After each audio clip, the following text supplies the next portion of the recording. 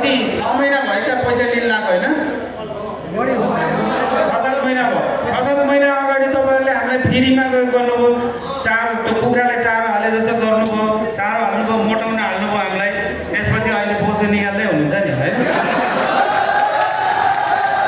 हो कि नै 6 महिना अगाडिसम्म त हामीलाई फ्रीमा दिएको हो तर अहिले आएर तपाईको 10% भन्छ तर काटेको बेलामा 13% काटिरहेको हुन्छ 13% काट्छ तपाईको फर टिप अनुसार तपाईको फरक तरिकाले काटिरहेको छ तपाईहरुको यो नदेख्नु हामीले राइट गर्दाखेरि हामीले अनुरोध गरेको छ पठाउको त डाइरेक्ट 22% भनेको हुन्छ 22 काटेको हुन्छ नि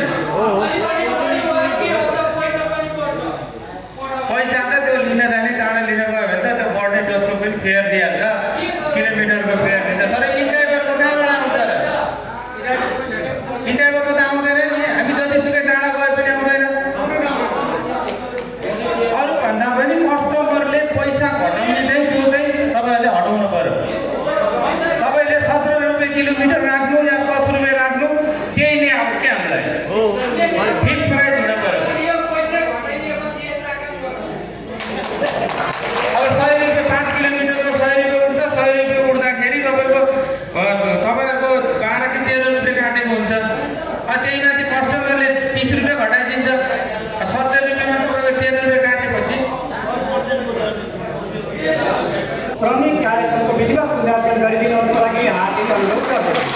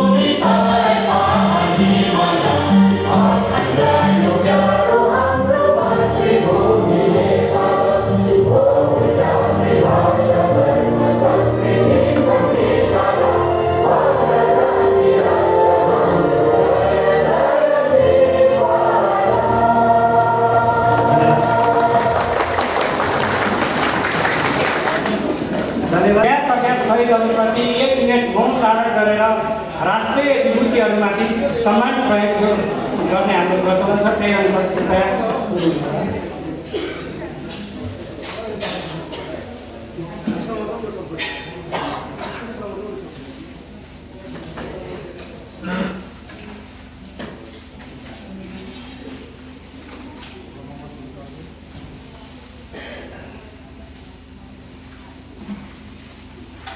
धन्यवाद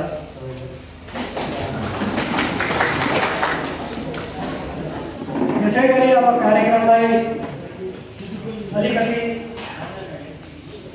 अगाडि बढाउँदै जानेछु अतिथिहरू आउँदै गर्दा क्रमिक रूपमा आसन ग्रहणहरू गराउँदै जानेछु आसन ग्रहणकै क्रममा मैले अघि पनि सम्बोधन गरेँ हाम्रो प्रदेश सचिव श्री गोपाल आचार्यजीलाई आसन ग्रहणको लागि पनि हार्दिक अनुरोध गर्दछु देशमा आइदिनु कृपया यहाँ उपस्थित हुनुभएको सबै सदस्यज्यूहरूको लागि अतिथिज्यूहरूको लागि विशेष अतिथिज्यूहरूको लागि प्रमुख अतिथिज्यूहरूको लागि हाम्रो वरिष्ठ सल्लाहकार श्री धर्मसागर ढकालले स्वागत मन्तव्य राखिदिनुको लागि उहाँलाई ज्ञापन आमन्त्रण गरेको छु।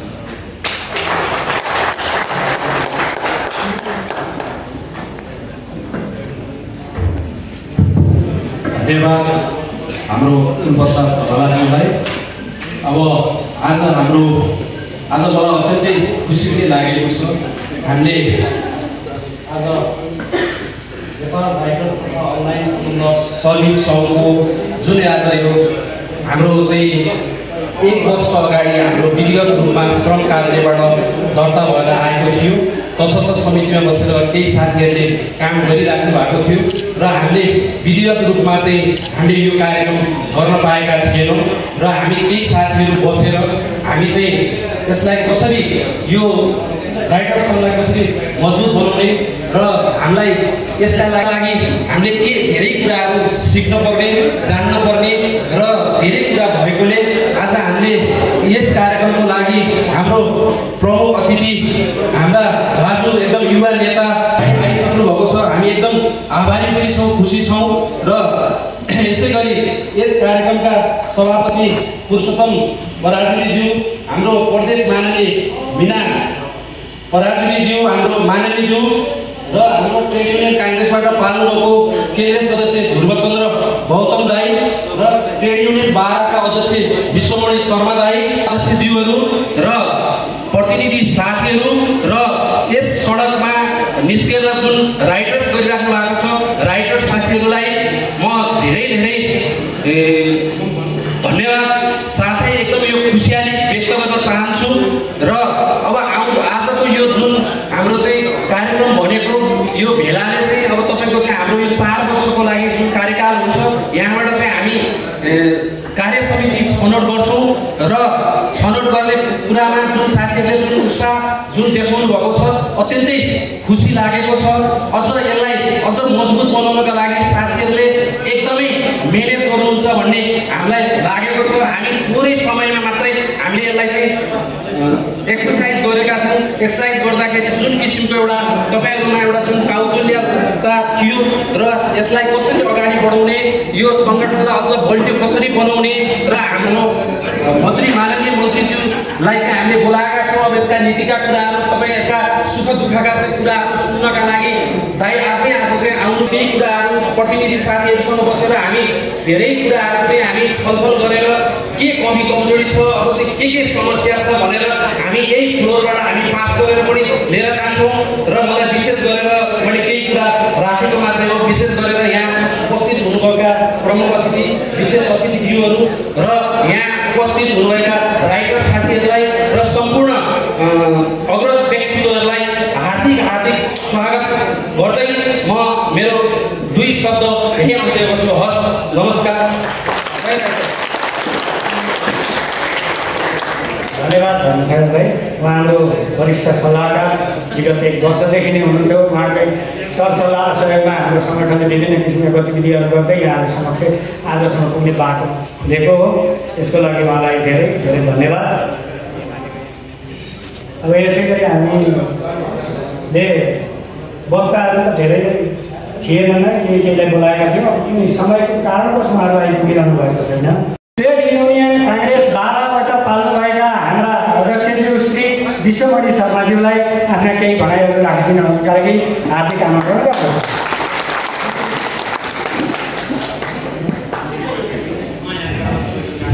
यस कार्यक्रमका अध्यक्षता गर्नुभएका आदरणीय पुरुषोत्तम पराजुलीज्यू, प्रमुख अतिथि मन्त्रीज्यू तथा प्रदेश माननीयज्यू र नेपाल ट्रेड युनियन काङ्ग्रेसका केन्द्रीय सदस्य आदरणीय दाई ध्रुवचन्द्र गौतमज्यू र निर्वाचन कमिटीका मित्र र अगाडि बस्नुभएका जिल्ला प्रतिनिधिहरू र यस अनलाइन सम्बन्ध समितिका साथीहरू र काठमाडौँ जिल्ला नेपाल ट्रेड युनियन काङ्ग्रेसका प्रत्याशी धनसागर ढकाल भाइ र हाम्रो श्याम ढकाली भाइ लगायत सम्पूर्ण दाजुभाइ तथा दिदीबहिनीहरूमा सर्वप्रथम 12 जिल्ला नेपाल ट्रेड युनियन काङ्ग्रेसको तर्फबाट र मेरो व्यक्तिगत तर्फबाट जयन्तालको जानकारी गर्छु।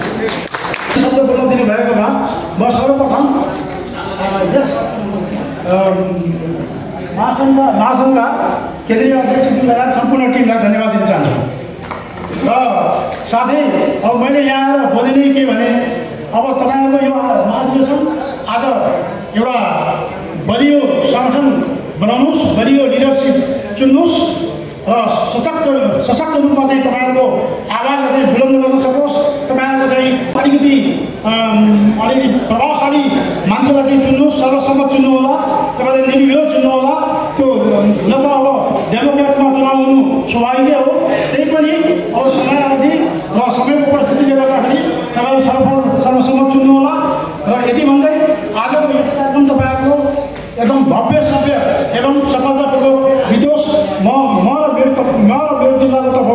शुभकामना व्यक्त गर्दै म आफ्नो शब्द यही टुङ्ग्याउँछु। हस्त नमस्कार। धन्यवाद यहाँलाई। यहाँले हाम्रो कार्यक्रममा आएर आफ्नो उपस्थिति जनाएर हाम्रो कार्य समिति अब आउने कार्य समिति सुस्त रहोस् र यसले श्रमिकहरूको हितमा केही गर्न सकोस् भनेर शुभकामना दिँदै बिदा हुनुभएको छ। यसै क्रममा हामीले असाध्यै माया गर्नुहुने ट्रेड युनियन काङ्ग्रेसमा धेरै लामो समयदेखि बसेर रहेर आबद्ध भएर रहनुभएको ट्रेड युनियन काङ्ग्रेसको हामीले मान सम्झिने गरेको हाम्रो दाइ ध्रुवचन्द्र गौतमजी हुनुहुन्छ। यो सङ्गठनको विषयमा यसको पहिल्यैदेखि उहाँलाई सङ्गठनका सबै धेरै कुराहरू जानकारी छ। विशेष गरेर यो अझ बढी प्रकाश पारेर यहाँहरूलाई केही आफ्ना मनभित्रका पनि कुराहरू राखिदिनुहुन्छ भन्ने आशयका साथ हाम्रो ध्रुवचन्द्र गौतम दाइलाई म यो ड्यासमा हार्दिक आमन्त्रण गर्दछु।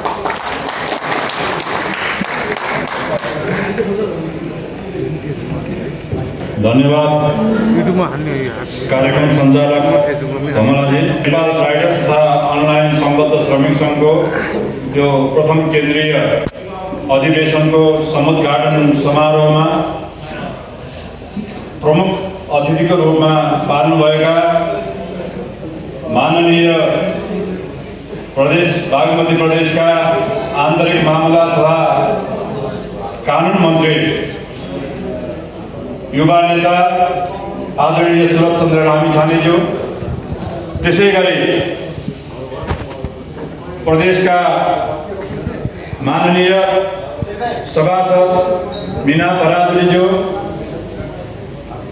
नेपाली काङ्ग्रेस प्रदेश सभापति रामप्रसाद दुईटज्यू, कार्यक्रमका अध्यक्ष पुरुषोत्तम पराजुलीज्यू, नेपाल तृणमूल काङ्ग्रेस बाराका अध्यक्ष विश्वमणि शर्माज्यू, त्यसै गरी निर्वाचन अधिकृत तृणमूल आन्दोलनका नेता विद्वान अधिवक्ता वासुदेव खत्रीज्यू, नेपाली काङ्ग्रेसका विभिन्न तहका पदाधिकारी साथीहरू र नेपाल राइडर्स तथा अनलाइन सम्बद्ध श्रमिक सङ्घका पदाधिकारी साथीहरू र आज यो तपाईँ पहिलो प्रथम केन्द्रीय अधिवेशनमा सहभागी हुन पार्नुभएका सम्पूर्ण राइडर्स पेसामा आबद्ध हुनुभएका श्रमिक महिला तथा दाजुभाइ दिदीबहिनीहरू, म सर्वप्रथम यो नेपाल राइडर्स तथा अनलाइन सम्बद्ध श्रमिक सङ्घको पहिलो अधिवेशनको पूर्ण सफलताको कामना गर्न चाहन्छु नेपाल तृणमूल काङ्ग्रेसका तर्फबाट र मेरो व्यक्तिगत तर्फबाट पनि। र आज तपाईँहरू यहाँ किन भेला भइरहनु भएको छ, केका लागि भेला भइरहनु भएको छ, त्यो विषयमा म संक्षेपमा प्रकाश पार्ने अनुमति चाहन्छु। यो नेपाल राइडर्स तथा सम्बद्ध श्रमिक सङ्घ भनेको राइडर्स अनलाइन तथा गिग अर्थतन्त्रमा आबद्ध रहेका विभिन्न श्रमिकहरू र यो पेसासँग सम्बन्धित गिग अर्थतन्त्र, हरित अर्थतन्त्र, जसलाई हामी प्लेटफर्म बेस अर्थतन्त्र पनि भन्छौँ, त्यो अर्थतन्त्रमा काम गर्ने कामदार, कर्मचारी अथवा स्वरोजगार पेसामा संलग्न रहेका श्रमिकहरूलाई सङ्गठित गरी उनीहरूको पेसागत हक र अधिकारको संरक्षण र सम्वर्धन गर्ने उद्देश्यका साथ आज यो पहिलो अधिवेशन हुँदैछ र त्यसले नयाँ निर्वाचनका साथ 4 वर्षका लागि प्रतिनिधिहरू, कार्य समितिहरू चयन गर्नेछ र यो अहिले राइडर्स पेसा भन्ने, अनलाइन पेसा भन्ने यो विश्वव्यापी रूपमा मान्यता प्राप्त गरेको यो श्रमिकहरूको स्वरोजगार पेसाको एकदमै महत्त्वपूर्ण संस्था हो र यसले अमेरिकामा अहिले 12% क्षेत्र यो श्रम क्षेत्रलाई ओगटेको छ भने अहिले तपाईँको चाहिँ भारतमा झन्डै 15% पुगेको छ र नेपालमा पनि झन्डै 8 लाख श्रमिकहरू यो राइडर्स पेसामा, अनलाइन र प्लेटफर्म पेसामा संलग्न रहिरहेका छन् र ती श्रमिकहरूको अहिले सङ्ख्या झन्डै 8 लाख छ र चाहिँ कुल श्रम शक्तिको झन्डै 6% पनि नेपालमा पनि यो राइडर्स पेसाको श्रमिकहरूको चाहिँ सङ्गठन निर्माण भइसकेको छ र चाहिँ साथीहरू त्यसमा आबद्ध हुनुहुन्छ। आज यो पहिलो प्रयासस्वरूप हिजो चाहिँ हाम्रो चाहिँ पुरुषोत्तमजीले विगत करिब 1 वर्ष अगाडि यो राइडर्सहरूको चाहिँ एउटा राष्ट्रिय स्तरको सङ्गठन चाहिन्छ र ती सङ्गठनका श्रमिकहरूलाई चाहिँ हामीले कसरी चाहिँ अब चाहिँ उनीहरूको हक हित र अधिकारको संरक्षण सुनिश्चित गर्ने त्यो उद्देश्यका साथ उहाँले गठन गर्नुभयो र आज 1 वर्षपछि साथीहरूलाई सङ्गठित गरेर तपाईँहरूलाई चाहिँ यहाँ आज यो अधिवेशनमा आमन्त्रण गर्नुभएको छ, प्रतिनिधिको रूपमा तपाईँहरू पाल्नुभएको छ। तपाईँहरू सबैलाई म हार्दिक स्वागत र तपाईँहरूको चाहिँ उत्तरोत्तर प्रगतिको सफलताको शुभकामना पनि व्यक्त गर्न चाहन्छु। तपाईँहरूको सङ्गठन समृद्ध होस्, शक्तिशाली होस् र नेपालका 8 लाखभन्दा बढी श्रमिकहरू यो सङ्गठनमा आबद्ध हुन सकुन् र उनीहरूको हक हित र अधिकारको चाहिँ संरक्षण गर्न सकियोस् र चाहिँ यो संस्था भनेको केवल आर्थिक रूपमा केही स्वरोजगार श्रमिकहरूले आफ्नो आम्दानी गर्ने मात्रै संस्था होइन, यो सामाजिक रूपमा, आर्थिक रूपमा, राजनीतिक रूपमा पनि सङ्गठित गरेर समाजमा पनि चाहिँ योगदान पुर्याउने यो संस्था हो। यो संस्था भनेको यस्तो संस्था हो जसले श्रमिकहरूको रोजगारीसँग सम्बन्धित विषयमा ट्रेनिङका शिक्षाहरू दिन्छ र आधारभूत अधिकारहरू के हुन्, ट्रेनिङमा लाग्दाखेरि चाहिँ फाइदाहरू के हुन्छन्, यसका बेफाइदाहरू के हुन्छन् र श्रमिकहरूले चाहिँ पाउनुपर्ने अधिकारहरू के छन् र श्रम ऐनमा के व्यवस्था छ भन्ने विषयहरूमा पनि तपाईँहरूलाई चाहिँ यसले जानकारी गराउँछ। भोलिका दिनमा पेसागत अधिकार, तपाईँहरूको नेतृत्व विकास र तपाईँहरूको चाहिँ सामाजिक सुरक्षाका विषयहरूलाई पनि यसले वकालत गर्दछ, बहस पैरवी गर्दछ र तपाईँहरूलाई सङ्गठित गर्न अझ सशक्त रूपमा चाहिँ यो संस्थामा लाग्न र तपाईँहरूको हक अधिकारलाई सुनिश्चित गर्ने प्रयत्न यो संस्थाले गर्नेछ। र त्यसमा पनि चाहिँ हामी नेपाल तरुण काङ्ग्रेस लगायतका हाम्रा महासङ्घहरू छन्, ती संस्थाहरूमा पनि चाहिँ भोलि तपाईँहरूले चाहिँ आबद्धता लिन सक्नुहुनेछ र अन्तर्राष्ट्रिय स्तरमा पनि यसको गिग अर्थतन्त्रको र चाहिँ राइडर्स पेसामा संलग्न रहेको आइटिएफ लगायतका सम्बद्ध संस्थाहरू पनि चाहिँ तपाईँको चाहिँ यो विश्वव्यापी रूपमा मान्यता प्राप्त अन्तर्राष्ट्रिय संस्थाहरू छन्। त्यो संस्थाहरूसँग पनि तपाईँहरूले सहकार्य गर्न सक्नुहुनेछ, आबद्धता लिन सक्नुहुनेछ र सँगै यहाँ युनि नेपाल भन्ने पनि चाहिँ एउटा संस्था छ। तपाईँको चाहिँ यो स्वरोजगार पेसामा विभिन्न व्यापारिक व्यवसायमा चाहिँ संलग्न संस्थाहरूको चाहिँ संस्था छ। युनि नेपालसँग पनि तपाईँहरूले चाहिँ आबद्धता लिन सक्नुहुनेछ र चाहिँ यसले झन्डै चाहिँ अहिले 10 करोड मान्छेहरू चाहिँ यो विश्वव्यापी रूपमा अहिले भर्खर मात्रै 2-3 वर्षको बिचमा संलग्न भइसकेका छन्। चाहिँ करोडौँ मान्छेहरू यसमा चाहिँ भोलि आबद्ध हुन सक्दछन्। यो प्लेटफर्म बेस्ड एउटा इकोनोमी हो, यो हरेक अर्थतन्त्र जुन यी कुराहरू आइरहेछ। हामीले चाहिँ नयाँ चाहिँ अब चाहिँ परिवेश, विश्वको चाहिँ नयाँ परिवेश छ। धेरै मान्छेहरू चाहे त्यो तपाईँको चाहिँ टेक्नोलोजीमा, प्रविधिमा आधारित चाहिँ श्रममा होस्, चाहे तपाईँको चाहिँ राइडर्स पेसामा चाहिँ संलग्न श्रमिकहरू होस्, चाहे चाहिँ यो चाहिँ तपाईँको चाहिँ पठाउ र चाहिँ विभिन्न चाहिँ माध्यमबाट चाहिँ कामहरू चाहिँ गरिरहनु भएको छ। ढुवानी क्षेत्रमा काम गरिरहनु भएको छ, खानाहरू चाहिँ घर घरमा पुर्याउने काम गरिरहनु भएको छ। ती साथीहरू पनि चाहिँ राइडर्स पेसामा हुनुहुन्छ, ती साथीहरूलाई पनि तपाईँहरूले सङ्गठित गरेर अगाडि बढाउनुहोस् र चाहिँ तपाईँका चाहिँ मुद्दाहरू, विभिन्न मुद्दाहरू छन्। तपाईँहरूको चाहिँ स्वास्थ्य बिमासँग सम्बन्धित कुराहरू छ, दुर्घटना बिमासँग सम्बन्धित छ र चाहिँ अन्य बिमाका चाहिँ विषयहरू छन्। सँगसँगै तपाईँको चाहिँ सामाजिक सुरक्षाको मुद्दा सबैभन्दा ठुलो टड्कारो रूपमा उभिएको छ। अहिले अनौपचारिक क्षेत्रमा, स्वरोजगार क्षेत्रमा सामाजिक सुरक्षा कोषले, नेपाल सरकारले ती संस्थाका त्यस पेसामा आबद्ध रहेका यो स्वरोजगार पेसामा अनौपचारिक क्षेत्रमा रहेका श्रमिकहरूलाई पनि चाहिँ सामाजिक सुरक्षामा आबद्ध गर्ने कार्यविधि चाहिँ निर्माण गरिसकेको छ। उसले वैदेशिक रोजगारमा रहेका झन्डै 17 लाख श्रमिकहरूलाई चाहिँ सङ्गठित गरिसकेको छ, सामाजिक सुरक्षा कोषमा आबद्ध गरिसकेको छ भने झन्डै 6 लाख श्रमिकहरू यो औपचारिक र चाहिँ असङ्गठित क्षेत्रका श्रमिकहरूलाई पनि सामाजिक सुरक्षा कोषले आबद्धता दिइसकेको छ।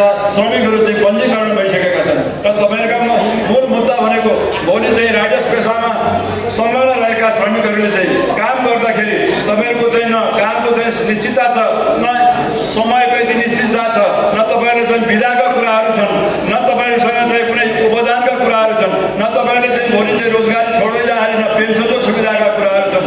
कति घन्टा काम गर्ने, एउटा श्रमिकले 8 घन्टा काम, 8 घन्टा आराम, 8 घन्टा मनोरञ्जन पाउनुपर्छ। त्यो आयोगको अभिसन्धि अनुसारको चाहिँ अधिकार हो र चाहिँ सर्वव्यापी चाहिँ तपाईँको मान्यता पनि हो। त्यो मान्यता अनुसार तपाईँहरू चाहिँ अहिले यो पेसामा काम गर्ने श्रमिकहरूको कामको निश्चितता छैन। तपाईँहरूलाई चाहिँ मन लाग्छ 1 घन्टामा काम, 1 घन्टा मात्रै काम गर्न सक्नुहुन्छ, मन लाग्छ 2 घन्टा, तपाईँहरूलाई चाहिँ धेरै केही रकमहरू चाहिँ अलिकति चाहिँ बढी तपाईँहरूले चाहिँ आम्दानी बढाउनु पऱ्यो भने तपाईँहरू चाहिँ 8-10 घन्टा पनि खट्न सक्नुहुन्छ। कोही साथीहरू 12 घन्टा खटिरहनु भएको छ, कोही 18 घन्टा पनि यो क्षेत्रमा काम गरिरहनु भएको छ। कसैले दैनिक रूपमा 1000 पाइरहनु भएको छ, कसैले 4000 कमाइरहनु भएको छ। त्यस कारणले यो प्लेटफर्म बेस्ड इकोनोमी भनेकै यही हो। तपाईँले स्वतन्त्र रूपमा ढङ्गले आफ्नो स्वरोजगार पेसामा रहेका तपाईँलाई इच्छाअनुसार चाहिँ तपाईँले आम्दानी गर्न पाउने, श्रम गर्न पाउने, तथापि तपाईँहरूको चाहिँ एउटा अधिकारहरू छ। त्यो अधिकारलाई सुनिश्चित गर्ने क्रममा अहिले अन्तर्राष्ट्रिय श्रम सङ्गठन आयोगले पनि यो गिग इकोनोमीमा र चाहिँ यो राइडर पेसामा संलग्न रहेका श्रमिकहरूलाई उनीहरूको अधिकारलाई कसरी सुनिश्चित गर्न सकिन्छ भनेर चाहिँ अहिले नयाँ नीति निर्माण गर्न लागिरहेछ आयोग नेपालले पनि। त्यसै गरी चाहिँ अब अहिले जुनमा तपाईँको चाहिँ अब अहिले स्विजरल्यान्डको जेनेभामा अन्तर्राष्ट्रिय श्रम सङ्गठनको महासन्धि महासम्मेलन हुँदैछ। त्यहाँ पनि यो राइडर्स पेसामा संलग्न रहेका श्रमिकहरूको अधिकारलाई सुनिश्चित गर्ने कुरामा नीति र चाहिँ आयोग अभिसन्धि पारित गर्नका लागि यहाँ छलफल र चाहिँ बहस हुँदैछ। त्यस कारणले यो राइडर्स पेसा भनेको र यो अनलाइन सम्बद्ध श्रमिक पेसा भनेको त्यो गिग इकोनोमी भनेको गिग अर्थतन्त्र यसलाई भन्छ। गिग अर्थतन्त्र भनेको नेपालीमा चाहिँ स्पष्ट रूपमा त म भन्न सक्दिनँ, तर तपाईँहरूले अनलाइनबाट प्लेटफर्म बेसबाट चाहिँ विभिन्न माध्यमबाट र चाहिँ प्रविधिका माध्यमबाट जुन पेसाहरू तपाईँले अनिरहनु भएको छ र चाहिँ नेपाली दाजुभाइहरूलाई सेवा दिइरहनु भएको छ, यातायात व्यवस्थापनको कारणबाट मोटरसाइकलबाट होला, ट्याक्सीबाट होला, अन्य सवारी साधनबाट होला, यी दिइरहनु भएको छ। त्यस्ता श्रमिकहरू लगायतका विभिन्न चाहिँ क्षेत्रमा काम गर्ने, छोटो समयका लागि काम गर्ने, निश्चित समयको लागि काम गर्ने, स्वतन्त्र रूपमा काम गर्ने र स्वरोजगार पेसामा काम गर्ने श्रमिकहरूको यो अर्थतन्त्रमा काम गर्ने श्रमिकहरूको संस्था अथवा त्यो क्षेत्रलाई हामी गिग इकोनोमी भन्छौँ। र चाहिँ तपाईँहरू पनि यो गिग इकोनोमी अन्तर्गत राइडर्स पेसामा आबद्ध हुनुहुन्छ र तपाईँहरू अब यो संस्थामा आबद्ध हुनुहोस्, सदस्यता लिनुहोस्, अधिवेशनमा सहभागी भइरहनु भएको छ, नेतृत्वमा आउनुहोस् र चाहिँ तपाईँहरूले आफ्ना अधिकारहरू के हुन् भन्ने कुराहरूमा बिस्तारै क्रमिक रूपमा ट्रेनिङ शिक्षाका माध्यमबाट, विभिन्न चाहिँ तालिमका माध्यमबाट र चाहिँ तपाईँहरूको चाहिँ विभिन्न अधिकारहरूका कुराहरूमा नेपाल सरकारसँग के गर्नुपर्छ। अहिले प्रदेश महानन्दीज्यू कानुन बनाउने ठाउँमा हुनुहुन्छ, उहाँहरूलाई पनि तपाईँहरूले भन्न सक्नुहुन्छ कि चाहिँ हामीलाई चाहिँ यस्तो खालको कानुन चाहियो, तब मात्र हाम्रो चाहिँ पेसागत अधिकार सुनिश्चित हुन सक्छ र हाम्रो चाहिँ अधिकार सुनिश्चित गर्नका लागि यी मुद्दाहरू छन् भन्ने कुराहरू तपाईँको जानकारी पाउनु पर्दछ। र तपाईँको मुख्य पाउने चाहिँ अधिकार भनेकै मुख्य चाहिँ अधिकार भनेको तपाईँको कामको निश्चितता, कति घन्टा काम गर्ने र चाहिँ हप्तामा एक दिन बिदामा पनि तपाईँले बिदा पाउनुपर्छ। र तपाईँले अर्को सबैभन्दा ठुलो कुरो सामाजिक सुरक्षा। सामाजिक सुरक्षा भनेको योगदानमा आधारित सामाजिक सुरक्षा हो। त्यो भनेको तपाईँले केही रकम आम्दानीको 10% त्यहाँ बुझाउने, राज्य कोषले पनि त्यहाँ हालिदिने, अथवा तपाईँको रोजगारदाता जो छ रोजगारदाताले त्यसमा हालिदिने। त्यसपछि भविष्यमा तपाईँले चाहिँ त्यसबाट उपदान, पेन्सन लगायतका सुविधाहरू पाउने, सँगसँगै स्वास्थ्य उपचारको सुविधा पाउने। सामाजिक सुरक्षाले तपाईँहरूको चाहिँ 5 प्रकारका चाहिँ स्वास्थ्य सेवाहरू तपाईँलाई दिन्छ, सँगसँगै 5 लाखको चाहिँ बिमाको चाहिँ बिमा चाहिँ कोबाट चाहिँ तपाईँको सुनिश्चित गर्छ, स्वास्थ्य बिमा गर्छ। त्यसबाट चाहिँ तपाईँहरूका परिवार, तपाईँहरूका छोराछोरी हुन्छन्। तपाईँहरूको कहिलेकाहीँ तपाईँको काम गर्दाखेरि कसैको निधन भयो भने त्यसको आश्रित परिवार अथवा श्रीमतीले त्यसको चाहिँ पेन्सन पाउँछ, अथवा अवकाश कोषमा बचत भएको रकम पाउँछ। त्यसका लागि 15 वर्षसम्म तपाईँहरूले चाहिँ नियमित रूपमा योगदान गर्नुपर्छ र 3 महिना कम्तीमा पनि योगदान गरेको हुनुपर्छ। त्यस्तो चाहिँ काम भयो भने तपाईँहरूको चाहिँ परिवार, तपाईँ आफू सबै स्वयं सामाजिक सुरक्षाको चाहिँ तपाईँको चाहिँ कोषबाट र चाहिँ तपाईँको चाहिँ यो स्किमबाट तपाईँको चाहिँ तपाईँहरूको पेसा सुनिश्चित हुन्छ, सुरक्षित हुन्छ र चाहिँ आर्थिक रूपमा पनि चाहिँ भोलि आवश्यक परेको बेला त्यहाँ सापटीहरू पनि सुविधाहरू प्राप्त हुन्छ। त्यस कारणले झन्डै अहिले चाहिँ 72 अर्ब रुपियाँ त्यो संस्थाले चाहिँ आम्दानी नभनौँ विभिन्न चाहिँ योगदानबाट चाहिँ प्राप्त भएको रकम विभिन्न ठाउँहरूमा लगानी गरेको छ। त्यो लगानीबाट चाहिँ प्राप्त हुने प्रतिफल पनि त्यो कोषमा आउँछ। त्यो कोषबाट तपाईँले चाहिँ त्यो सेवा सुविधा प्राप्त गर्न सक्नुहुन्छ। सँगसँगै मैले भनिहालेँ बिमा लगाएर चाहिँ सुरक्षाहरू कसरी चाहिँ अब चाहिँ तपाईँहरूले चाहिँ प्रदान गर्नु, यी कुराहरूमा पनि चाहिँ हामी प्रदेश सरकार, सङ्घीय सरकारबाट चाहिँ नीतिहरू, ऐनहरू चाहिँ पास गरेर चाहिँ जानुपर्छ। त्यसमा चाहिँ केही कुराहरू सामाजिक सुरक्षाले गर्छ भने कहीँ विशेष प्रकारका चाहिँ तपाईँको ऐनबाट र चाहिँ नीतिहरूबाट पनि त्यसलाई सम्बोधन गर्नुपर्ने हुन्छ। यी कुराहरू हुन सक्यो भने मात्रै तपाईँहरूको चाहिँ भविष्य सुरक्षित हुन्छ र चाहिँ अहिलेको भविष्य, अहिलेको युवाको भविष्य भनेकै एक गिग इकोनोमीको चाहिँ भविष्य हो, जहाँ 36% चाहिँ अब चाहिँ कुल श्रम शक्तिहरू चाहिँ यहाँ संलग्न हुने अवस्थामा चाहिँ पुगेको छ। त्यस कारणले यो ठुलो चाहिँ क्षेत्र हो, यो क्षेत्रलाई चाहिँ तपाईँहरूले चाहिँ अत्यन्त महत्त्वका साथ यसको चाहिँ भविष्य, यस तपाईँहरूको चाहिँ भाग्य यो संस्थासँग जोडिएको छ। त्यस कारणले म फेरि पनि भन्न चाहन्छु, यो नेपाल राइडर्स तथा अनलाइन सम्बद्ध श्रमिक सङ्घमा जो सहभागी हुनुभएको छ, सदस्यता लिनुभएको छ, अब तपाईँहरूको माध्यमबाट तपाईँहरूको त चाहिँ मोबाइल चल्छ, मोबाइलका माध्यमबाट काठमाडौँ उपत्यकामा विभिन्न सहरी क्षेत्रमा कति चाहिँ अब चाहिँ यो चाहिँ राइडर्स पेसामा आबद्ध श्रमिकहरू छन्, ती साथीहरूलाई चाहिँ तपाईँहरूले चाहिँ अभियान सञ्चालन गर्नुहोस्, सदस्यता विस्तार गर्नुहोस्। त्यसले राजनीतिक रूपमा पनि तपाईँलाई संरक्षित हुन्छ। जुन तपाईँहरूको यो स्वतन्त्र संस्था हो, कुनै पार्टी विशेषमा म लागेको छु, म माओवादीमा छु, म एमालेमा छु, अथवा म काङ्ग्रेसमा छु, म के गर्ने होला, यो त काङ्ग्रेसको संस्था हो कि अर्कोको संस्था हो कि भन्ने कुराहरू तपाईँलाई लाग्न सक्छ। श्रमिकहरूको पेसागत सङ्गठन भनेको कुनै पार्टी विशेषको संस्था हुँदै सक्दैन। पार्टीहरूले चाहिँ खालि शुभेच्छा मात्रै राख्ने हो। तपाईँहरूको चाहिँ अब पेसालाई चाहिँ सम्मानित, मर्यादित र तपाईँहरूको चाहिँ अब जीवनलाई कसरी सुनिश्चित गर्ने, आर्थिक रूपमा, राजनीतिक रूपमा, सामाजिक रूपमा कसरी गर्ने भन्ने कुराहरू मात्रै पार्टीहरूले हेर्ने हो। त्यस कारणले यो पार्टी अथवा त्यो पार्टी कसको हो भन्ने कुराहरू पनि तपाईँहरूले हेर्नु पर्दैन। माननीय मन्त्रीज्यू, अहिले मन्त्रीज्यू कसको हुनुहुन्छ? काङ्ग्रेसको होइन नि, प्रदेशको चाहिँ माननीय मन्त्री हो, कानुन निर्माण गर्ने ठाउँमा प्रदेशमा हुनुहुन्छ। त्यस्तै हो, यो संस्थामा लागिसकेपछि तपाईँले यो संस्थाको सदस्य भइसकेपछि कसैको व्यक्ति विशेषको, पार्टी विशेषको हुँदैन। यो साझा स्वतन्त्र संस्था हो। पेसागत संस्थाहरू स्वतन्त्र हुन्छन्। तपाईँको निर्णय गर्ने अधिकार तपाईँहरूले नै सुरक्षित हुन्छ। कुनै पार्टीले आएर यहाँ निर्णय गर्दैन, कुनै सरकारले निर्णय गर्दैन। तपाईँको आफ्नो श्रमिकै सङ्गठन हो।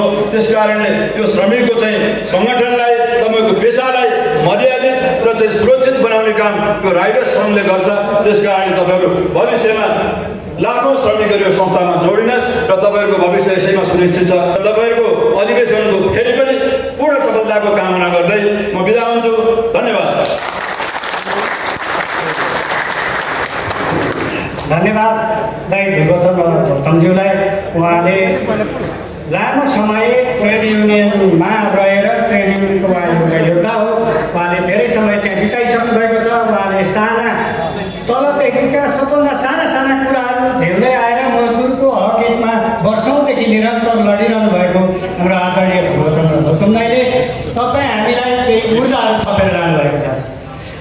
सङ्गठन यो हो, यो तरिकाले गयो भने हाम्रो डेस्टिनेसन यो हुनसक्छ। डिजिटल प्लेटफर्ममा हामी काम गर्दै गरेका मजदुरहरूलाई सुरक्षित गर्ने हाम्रो अरू पनि निकायहरू छन्, त्यसमा हामी निरन्तर लागिरहनेछौँ र तपाईँहरूलाई सुरक्षित गर्ने हामी अथक प्रयास गर्नेछौँ भन्ने उहाँले जुन सन्देश छोडेर जानुभयो, त्यसको लागि फेरि पनि उहाँलाई एकचोटि धन्यवाद दिन चाहन्छु।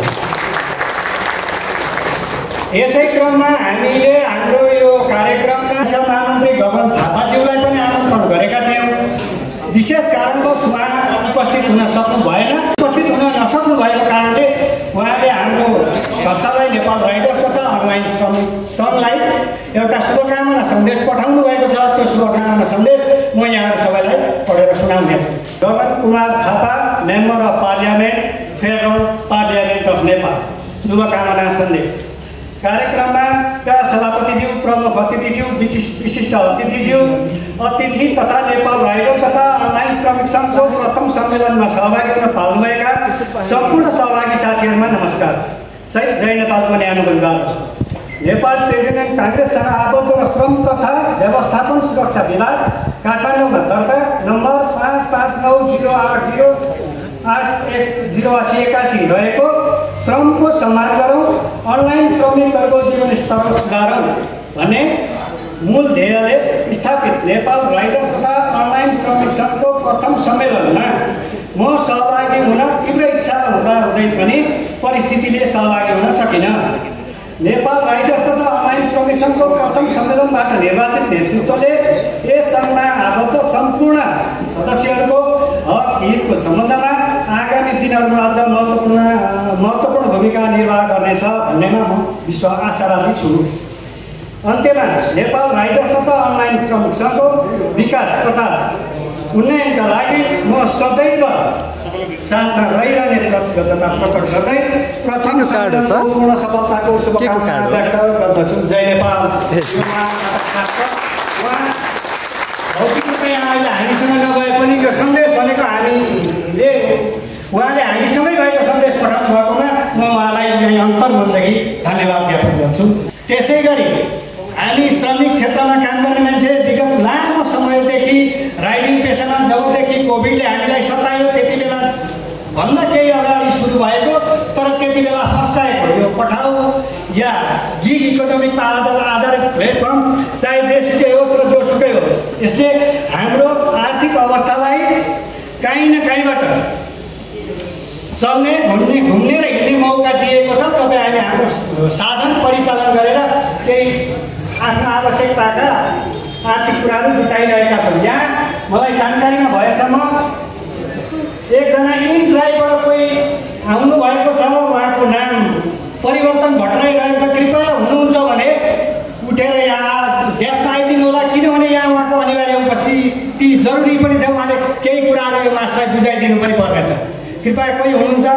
यहाँ नाम आएको थियो मलाई परिवर्तन भट्टराई इनड्राइभबाट भनेर, उहाँ यहाँ आइपुग्नु भएको सायदै हुनुहुन्न रहेछ। विगत लामो समयदेखि भन्दै थिएँ म कोभिडलाई पार गर्दै आउँदा पनि यो पेसालाई व्यावसायिक रूपमै पेसा गर्ने हामी कतिपय साथीहरू छौँ, कतिपयले यसलाई पार्ट टाइमको रूपमा युज गरेका छन् र धेरैभन्दा धेरै एउटा यसको डाटा राख्ने एउटा संस्था चाहिँ के भने पठाउ भन्ने चाहिँ डाटा राख्ने संस्था हो। त्यो संस्थामा लामो समयदेखि राइड गरेर त्यो त्यहाँबाट आफ्नो एउटा एक्सलेन्ट राइडरको उपाधि लिनुभएको धेरै पुरानो हाम्रो 3 जना साथीहरूको नामावली यहाँ प्राप्त भएको छ। त्यो नामावलीमा हाम्रो आज धेरै ठुलो हामी केही उहाँहरूलाई सम्मान गर्न सक्छौँ त्यस्तो ठुलो त केही छैन, खालि अन्तर्मनबाट उहाँलाई सम्मान हामी गर्छौँ। त्यसको लागि हामीसँग मायाको चिन्ह सानो केही छ। यो कुरालाई खाती राखेर पछि उहाँहरूलाई सम्मान गरौँला। यिनै विषयहरूमाथि अहिले उठेका कुराहरूमाथि सेड्युल केही मिलेर अब क्षमा प्रार्थी छु, थाहा भएन। हामीले पनि पहिला कार्यक्रम सञ्चालन गरेको हो।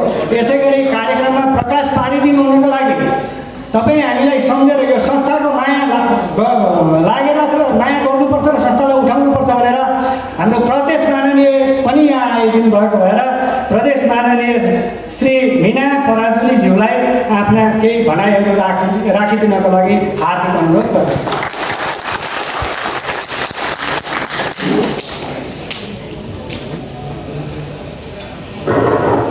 धन्यवाद। आजको यस कार्यक्रमका सभापतिज्यू, आजका प्रमुख अतिथि आर्थिक मामिला तथा कानुन मन्त्री माननीय सुरज चन्द्र लामिछानेज्यू, ट्रेड युनियनमा आबद्ध पदाधिकारीज्यूहरू, नेपाली काङ्ग्रेस क्षेत्र नम्बर 4 प्रदेश ख का सभापतिज्यू, नेपाली काङ्ग्रेस क्षेत्र नम्बर 4 को सचिवालयका सचिव गोपाल आचार्यज्यू र राइडर साथीहरू सम्पूर्णमा नमस्कार, जय नेपाल। मलाई खुसी लागेको छ हामीहरू प्रजातन्त्रको मूल्य मान्यता अनुरूप जसले पनि आफ्नो हक अधिकारका लागि सुरक्षाका लागि हामी आफै लाग्नुपर्छ।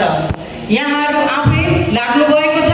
यहाँहरूले श्रमको लागि साथीहरूको जुन परिश्रम छ त्यो परिश्रमको लागि बोल्ने, उहाँहरूका हक अधिकारलाई समेटेर सरकार समक्ष जाने र एक अर्कालाई अप्ठ्यारो पर्दा हामी जुनसुकै प्रोफेसनल उसको पनि सबैको आफ्नो आफ्नो हुन्छ होइन। म पनि शिक्षक पेसाबाट आएँ, हामी शिक्षकहरूको आफ्नो हुन्छ।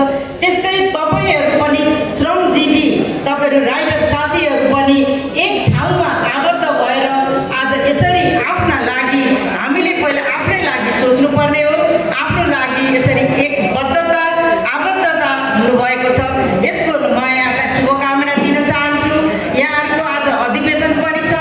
अधिवेशनमा हामीले कसले गर्न सक्छ, कसले बोल्न सक्छ, कसले समय दिन सक्छ त्यसको लागि पनि ख्याल गरेर पदाधिकारी बन्दैमा र आफूले समय दिन सकिँदैन र आफ्नो झन् यो त भर्खर सुरुवातीको छेडो आफ्ना हक अधिकारका लागि लड्नको लागि को सक्षम छ त्यस्तो उम्मेदवारलाई यहाँहरूले चुनेर बढ्नुहुनेछ भन्न म यहाँहरूलाई शुभकामना दिन चाहन्छु। आगामी दिनमा मैले यहाँहरूको लागि केही सहयोग गर्नुपर्ने पनि हुन्छ। यहाँहरूको सहयोगको लागि म पनि यहाँहरूकै साथमा रहनेछु। पुरुषोत्तमजी अस्ति घरमा आएर मैले धेरै कुरा उहाँको कुरा सुने। सुने उहाँले भन्नुभयो आफ्ना यहाँ योसम्म आउनको लागि आफ्ना पीडा पनि सुनाउनु भयो। मैले उहाँलाई पनि सान्त्वना दिएर आगामी दिनमा पुरुषोत्तम बराजुलीजी लगायत यहाँहरू जो यसको लागि तपाईँहरू अग्रसर हुनुभएको छ उहाँहरूको चाहिँ क्रमिक यहाँहरूको पनि सफलताको लागि म सधैँ यहाँहरूको साथमा रहनेछु र यहाँहरूको चाहिँ शुभकामना दिन चाहन्छु। धन्यवाद। जय नेपाल। नमस्कार। धन्यवाद माननीयज्यू। उहाँले हामी सबै साथमै रहने प्रतिबद्धता जाहेर गर्दै हाम्रा समस्याहरूलाई पनि गहन रूपले सुनिदिने वाचा गर्नुभएको छ। यसको लागि उहाँलाई फेरि पनि धन्यवाद। त्यसै गरी अघि म भन्दै थिएँ हाम्रो विगत लामो समयदेखि राइड गर्नुहुने पठाउ चलाउनु हुने त्यहाँबाट इमान्दारिताका पत्रदेखि लिएर त्यहाँको टप राइडरको पदकसहित पाउनुहुने भनौँ सम्मानसहित पाउनुहुने हाम्रा 3 जना राइडरहरूको नाम यहाँ मसँग आएको छ। आज हामीले उहाँहरूलाई सामान्य एउटा प्रशंसा पत्र र मायाको चिनोले सम्मान गर्ने कार्यक्रम बनाएका छौँ। हाम्रो उहाँहरू हुनुहुन्छ तीर्थबहादुर विष्ट, राम एकैजना उहाँ 3 जनामध्ये एकजना तीर्थबहादुर विष्ट यहाँ कृपया पालिदिनु होला। उहाँलाई प्रमुख अतिथिले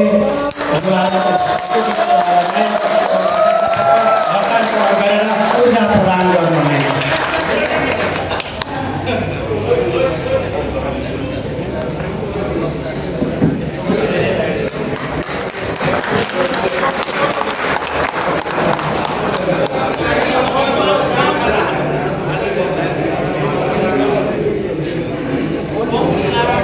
त्यसै गरी रामवर्धन कृपया आइदिनु होला।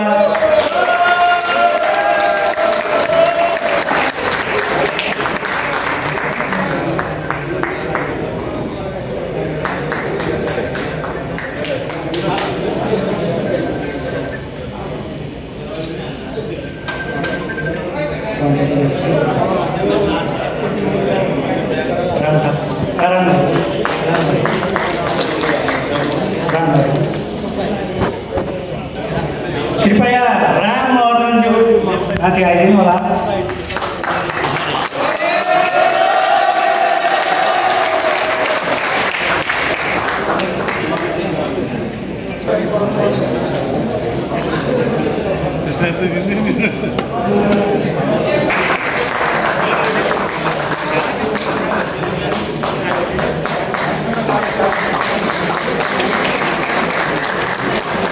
त्यसै गरी अब टप राइडर भित्र पर्ने हुनुहुन्छ मुकुन्दराज थापाज्यू कृपया उपस्थित भइदिनु होला।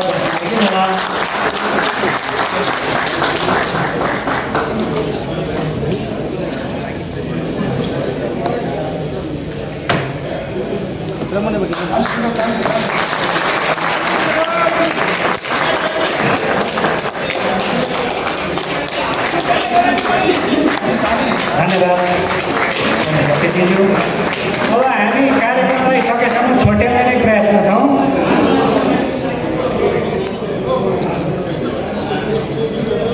नमस्कार साथीहरूलाई।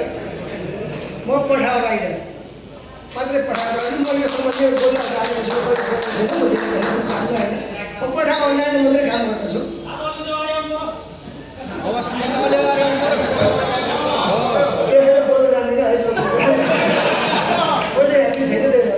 म अनलाइन मात्रै काम गर्ने मान्छे हो, अफलाइन गर्दिनँ। इन्टरभ्यू गरेको छैन, इन्टरभ्यू गर्ने साथीहरू हुनुहुन्छ पनि माइन्ड नगर्नु होला। म अनलाइन मात्रै काम गर्छु। यति मात्रै गर्छु।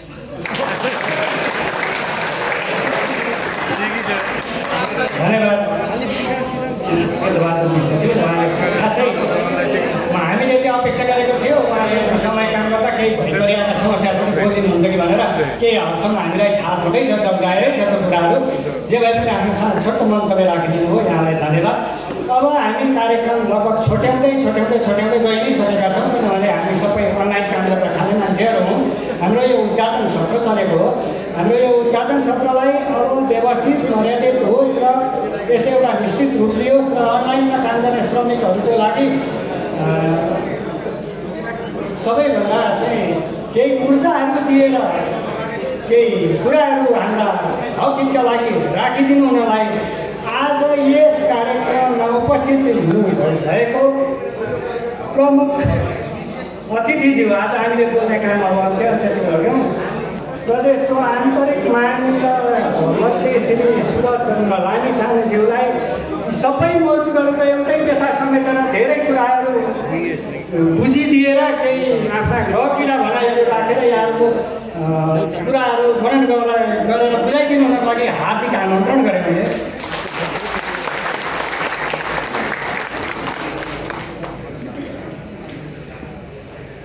धन्यवाद कार्यक्रम सञ्चालक प्रसादजी।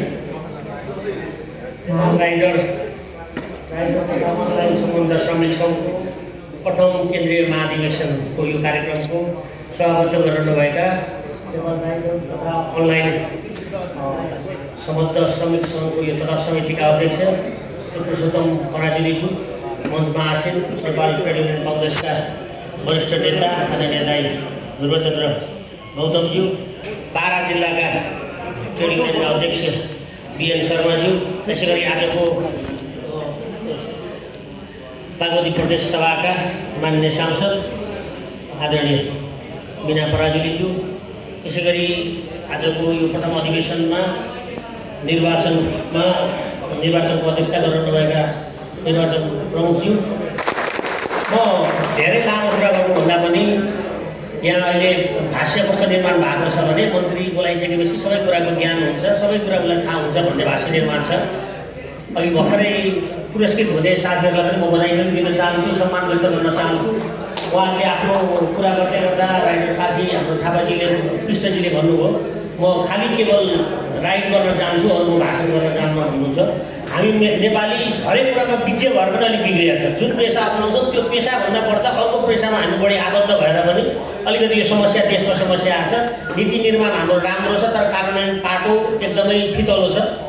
वास्तवमा तपाईँहरू आज यो सुअवसर प्रदान गर्नुभएकोमा म आजको अध्यक्ष गरिरहनुभएका पुरुषोत्तमजीलाई पनि म धन्यवाद दिन चाहन्छु। तपाईँहरूसँगै साक्षात्कार गर्नको हिसाबले म हिजो बेलुका हेटौँडाबाट काठमाडौँ आइपुगेँ। अत्यन्त व्यस्त छौँ। अहिले हामी नयाँ आर्थिक वर्षको बजेट तर्जुमाको क्रममा छौँ। बजेट तर्जुमा गर्नुपर्ने बेलामा हामीलाई हाम्रो प्रदेशको राजधानी हेटौँडा नछोड्ने उर्दी छ। यद्यपि मैले उहाँको निमन्त्रणालाई अस्वीकार गर्न सकिनँ, त्यस कारण म हिजो आइपुगेँ यहाँ तपाईँहरूसँगै भेटघाट गर्नेको हिसाबले आएको छु। र विशेष गरी हामी सबैलाई थाहा छ अहिले हाम्रो भाष्य के निर्माण भएको छ भन्दा दैनिक 1700 नेपाली विदेश पलायन भइरहेका छन्। अहिले हामी एयरपोर्टमा गयो भने विदेश जानेको लर्को देखिन्छ। सामाजिक सञ्जालमा पनि त्यही किसिमको चाहिँ भाष्य निर्माण भएको छ। दिनको 1700 नेपाली यसरी विदेशी नै गर्दा कम्तीमा यही पेसालाई मर्यादित बनाउने गरेर यही भित्र चाहिँ जुन साथीहरू तपाईँहरू जो यहाँ यसरी राइडिङ पेसा अपनाएर स्वयं स्वरोजगार हुनुभएको छ त्यसका लागि पनि यहाँहरू सबैलाई म बधाई दिन चाहन्छु, शुभकामना दिन चाहन्छु। वास्तवमा यो 2072 अघि भन्नुभयो कोभिड पछि भन्दा पनि मैले बुझेअनुसार यो 2072मा जब इन्डियाले नेपाललाई भारतले नेपालमा नाकाबन्दी लगाए त्यसपछि कारपुलिङको रूपमा यो राइडिङ पेसा सुरु भएको हो। यो अहिले विकसित यो सबै अघि ध्रुव दाइले भने जस्तो उहाँ श्रमिक आन्दोलनमा लामो समयसम्म काम गर्नुभएको। त्यसले गर्दाखेरि उहाँले यहाँभित्रका समस्याहरू के छन्, हाम्रो सङ्घ केन्द्र अन्तर्राष्ट्रिय कानुनले के भन्छ, सङ्घीय कानुनले के भन्छ, प्रदेश कानुनमा के व्यवस्था छन्, तपाईँहरू श्रमिकहरूलाई कुन अधिकार छ भन्ने विषयमा उहाँले विस्तृत रूपमा तपाईँहरूलाई बताएर जानुभएको छ। त्यसले गर्दा पनि मलाई लाग्छ तपाईँहरूले कति बुझ्नुभयो आजको यो कार्यक्रममा, कति बुझ्नुभयो मलाई थाहा छैन। तर यस्ता मान्छेहरूसँग उहाँहरू जस्ता चाहिँ लामो समय श्रमिक आन्दोलनमा लाग्नुभएको, ट्रेड युनियन आन्दोलनमा लाग्नुभएको साथीहरूलाई बोलाएर अझ केही व्यक्तिहरू बसेर तपाईँहरूले साक्षात्कार गर्नुभयो भने मलाई लाग्छ भोलिका दिनमा तपाईँहरूलाई जुन समस्याहरू भोग्नु भएको छ अहिले यो कार्यक्रममा यो काममा तपाईँ यो पेसामा लाग्दै गर्दाखेरि तपाईँले भोगेका समस्याहरूका बारेमा अझ सहजीकरण गर्नलाई पनि र सरकारसँग तपाईँहरूका चाहिँ के भने कानुनमा तपाईँले कस्तो व्यवस्था खोजेको हो त्यो कुराहरूलाई पनि सहजीकरण हुन्छ, सहज हुन्छ भन्ने मलाई लाग्छ। वास्तवमा नेपाल राइडिङ र अनराइड श्रमिक सङ्गठन मार्फत यहाँहरूले जसरी चाहिँ नेपालीहरूलाई अहिले आजको दिनमा नेपालीहरूलाई पनि सेवा सुचारू ढङ्गले जुन चाहिँ सेवा प्रवाह गरिरहनु भएको छ त्यो पनि एउटा चाहिँ एकदम आफैमा महत्त्वपूर्ण छ। आजको दिन अघि नै तपाईँहरूले नै भन्नुभयो यो अनलाइन पेसा जुन छ अहिले विश्वव्यापी रूपमा आएको छ, यसलाई चाहिँ प्रविधिको प्रयोग मार्फत स्वयं स्वरोजगार बन्ने जुन तपाईँहरूले गरिरहनु भएको छ त्यसमा केही समस्याहरू छन्। अहिले भर्खरै तपाईँहरूले कतिजनाले सुन्नु भएको छ राइडिङ पेसा राइडिङ यही विषयलाई लिएर गण्डकी प्रदेश सरकारले बनाएको कानुन एउटा चाहिँ कानुन बनाएको विषयलाई लिएर के अरे राष्ट्रिय व्यवसायी महासङ्घ आन्दोलनमा गएको 17 गतेदेखि आन्दोलनमा गएको छ। त्यस आजबाट आन्दोलनमा गएको छ र केही साथीहरू मलाई पनि म कानुन मन्त्री पनि भएको हिसाबले कानुन तर्जुमा गर्ने क्रममा पनि यस्ता यस्ता कुराहरू राखिदिनु पऱ्यो भनेर तपाईँहरूले व्यक्तिगत रूपमा पनि मलाई भनिरहनु भएको अवस्था छ। यद्यपि कानुन सुरुमा म कानुन मन्त्री भए पनि यो विषय चाहिँ नि श्रम तथा रोजगार यातायात मन्त्रालय मार्फत आउने हो। त्यहाँ कानुन तर्जुमा अहिले पनि बागमती प्रदेशमा पनि यो कानुन तर्जुमा भइरहेको छ। त्यसमा भएका कमी कमजोरीको बारेमा तपाईँहरूले खोजेका विषयहरू तपाईँहरूका पेसालाई चाहिँ मर्यादित बनाउने कुरादेखि लिएर तपाईँहरूका हकितका कुरा अघि धुरोदाईले भने जस्तै तपाईँहरूलाई चाहिँ नि के भनेदेखि अहिले यो बिचको पिरियडमा तपाईँहरूले जसरी वेटिङ तपाईँहरू कसैले कल गर्छ वेटिङ गर्नुहुन्छ वेटिङका पैसा नपाउने कुरा अथवा चाहिँ नि के भनेदेखि तपाईँहरूले चाहिँ त्यो अनलाइनले बोलायो एउटा अनलाइनबाट बोलायो तपाईँहरू त्यहाँ पुग्नु त्यो अर्कोमा गइसक्यो अथवा त्यसले फेरि फोन नउठाउने कुराहरूदेखि लिएर त्यो बिचको पिरियडमा तपाईँहरूले तपाईँहरूलाई प्राप्ति नभएका कुरा यी सबैलाई कसरी चाहिँ त्यो आबद्धता एउटा कानुनी रूपमा चाहिँ कसरी प्राप्त गर्न सकिन्छ। र अहिले भने नि अब मलाई लाग्छ यो पठाउको त तपाईँहरूलाई पठाउसँग त तपाईँहरू धेरैजना आबद्ध हुनुहुन्छ। यहाँ इन्ड्राइभको साउको हो। भोलि तपाईँहरूलाई केही पनि पऱ्यो भने केही समस्या आयो भने कहाँ चाहिँ तपाईँहरूले त्यसको चाहिँ क्लेम गर्ने भन्ने कुरो मलाई लाग्छ काहीँ पनि छैन। पठाउले 20% कमिसन खान्छ, इन्ड्राइभले 10% खान्छ। साथीहरूलाई त्यो 20 तिर्नुभन्दा 10 तिरी आनन्द पैसा केही बच्यो भन्ने छ। तर त्यसका पछाडिका समस्याहरू के हो भन्ने कुरामा तपाईँहरू कतिजना चाहिँ सहयोग हुनुहुन्छ। यी सबै कुरालाई चाहिँ एउटा चाहिँ कानुनको मर्यादाभित्र कानुनभित्रको परिधिभित्र ल्याउने कुरामा कानुन मन्त्रालय त्यसमा तपाईँहरूसँग सधैँभरि तपाईँहरूसँगै लाग्छ। अघि अर्थतन्त्रको कुरा यहाँ दाइले भनिसक्नुभयो, त दोहोऱ्याउन चाहन्न। जसरी यसरी चाहिँ तपाईँको अहिले मुलुकभरिमा लगभग 8 लाख तपाईँहरू जस्तै चाहिँ श्रमिकहरू यसरी आबद्ध हुनुहुन्छ। तपाईँहरूले पनि आखिर यो राज्य हो, तपाईँहरूले गर्दै गर्दा पनि के भनेदेखि चाहिँ नि पछाडि अहिले उहाँले भनेको कुरा एउटा एकदमै छिटो बुझ्यो। राइडरले पनि के गरे भने अहिले सुन्नमा आएको कुरा म गर्दैछु। राइडरले पनि भर्खर चाहिँ नि ऊ आइसकेपछि कस्टमर आइसकेपछि अनलाइन कि अफलाइनमा जान पाएदेखि कमिसन दिन नपर्ने, फेरि त्यहाँ केही दुर्घटनाहरू भयो भने त्यसका समस्या अर्को आउने, यी सबै कुराप्रति पनि तपाईँहरू सजग बनिदिन पनि म अनुरोध। जुन पेसा तपाईँहरूले अप्नाउनु छ अनलाइन चलाइरहनु भएको छ तपाईँहरू कृपया गरेर अनलाइनभन्दा बाहिरबाट अफलाइन गरेर गाडी कुनै पनि आफ्नो चाहिँ भेकल नचलाइदिन चाहिँ म एउटा विनम्र आग्रह गर्छु। होइन भने त तपाईँहरूले अर्को चिज गरे भयो नि त। आफूले पनि कानुन नमिच्ने र कानुनमा पनि केही अब्स्ट्याकलहरू छन् भने त्यसलाई पुरा गर्नलाई कानुनमा कहाँनिर अप्ठ्यारा पऱ्यो त्यसका लागि सरकारलाई गुहार्ने अवस्था सिर्जना भयो भने कम्तीमा सरकार र तपाईँहरूको बिचमा एउटा चाहिँ समझदारी बन्छ र पाउने सुविधा पाउनेले चाहिँ तपाईँको त मूल भने त कस्टमरै हो नि त, यात्रु नै हो नि त। यात्रुको पनि आफ्नो पनि सुरक्षित हुनु पर्यो र यात्रुलाई पनि सुरक्षित कसरी बनाउन सकिन्छ, यो पेसालाई कसरी मर्यादित बनाउन सकिन्छ भन्ने विषयमा तपाईँहरू जति तल्लीन हुनुभयो सबैजना लाग्नुपर्छ भन्ने छैन। तपाईँहरू मध्येबाट आजबाट चाहिँ तपाईँहरूको अधिवेशन हुँदैछ, यसबाट तपाईँहरूले सक्षम नेतृत्व एउटा चुन्नुहुन्छ। सबैजना आउने होइन, त्यो नेतृत्वले तपाईँहरूको सहभागिता गराउने, तपाईँहरू सबै सहभागी हुनुपर्ने भन्ने छैन। त्यसबाट आएका साथीहरूले यो पेसाको हकितका लागि यहाँ लागेका श्रमिक साथीहरूको हकितका लागि के गर्न सकिन्छ, के अप्टिमम रूपमा तपाईँहरूलाई कसरी फाइदा हुन्छ। किनभने एउटा पैसा पनि लगानी गर्नु भएको छ, 24 घण्टा घाम पानी हावाहुरी धुलो नगरिकन तपाईँहरू खट्नु भएको छ। केही रकमका लागि तपाईँहरूको पछाडि पनि तपाईँहरूका परिवार बालबच्चा छन्, तिनको पनि सुरक्षित गर्नु परेको छ भनेदेखि यात्रुले पनि के गर्छ छिटो छरितो सुविधा जसरी छिटो छरितो चाहिएको तर सुरक्षित पनि चाहिएको। किनभने हाम्रा बाटाहरू यही खाल्डा खुल्डी सबैजना यत्तिकै चाहिँ तपाईँको चाहिँ रस यत्तिकै छ, धेरै गाडी पुग्छन्। त्यसले गर्दाखेरि दुईटै पक्षका बिचमा विन विनको सिचुएसन।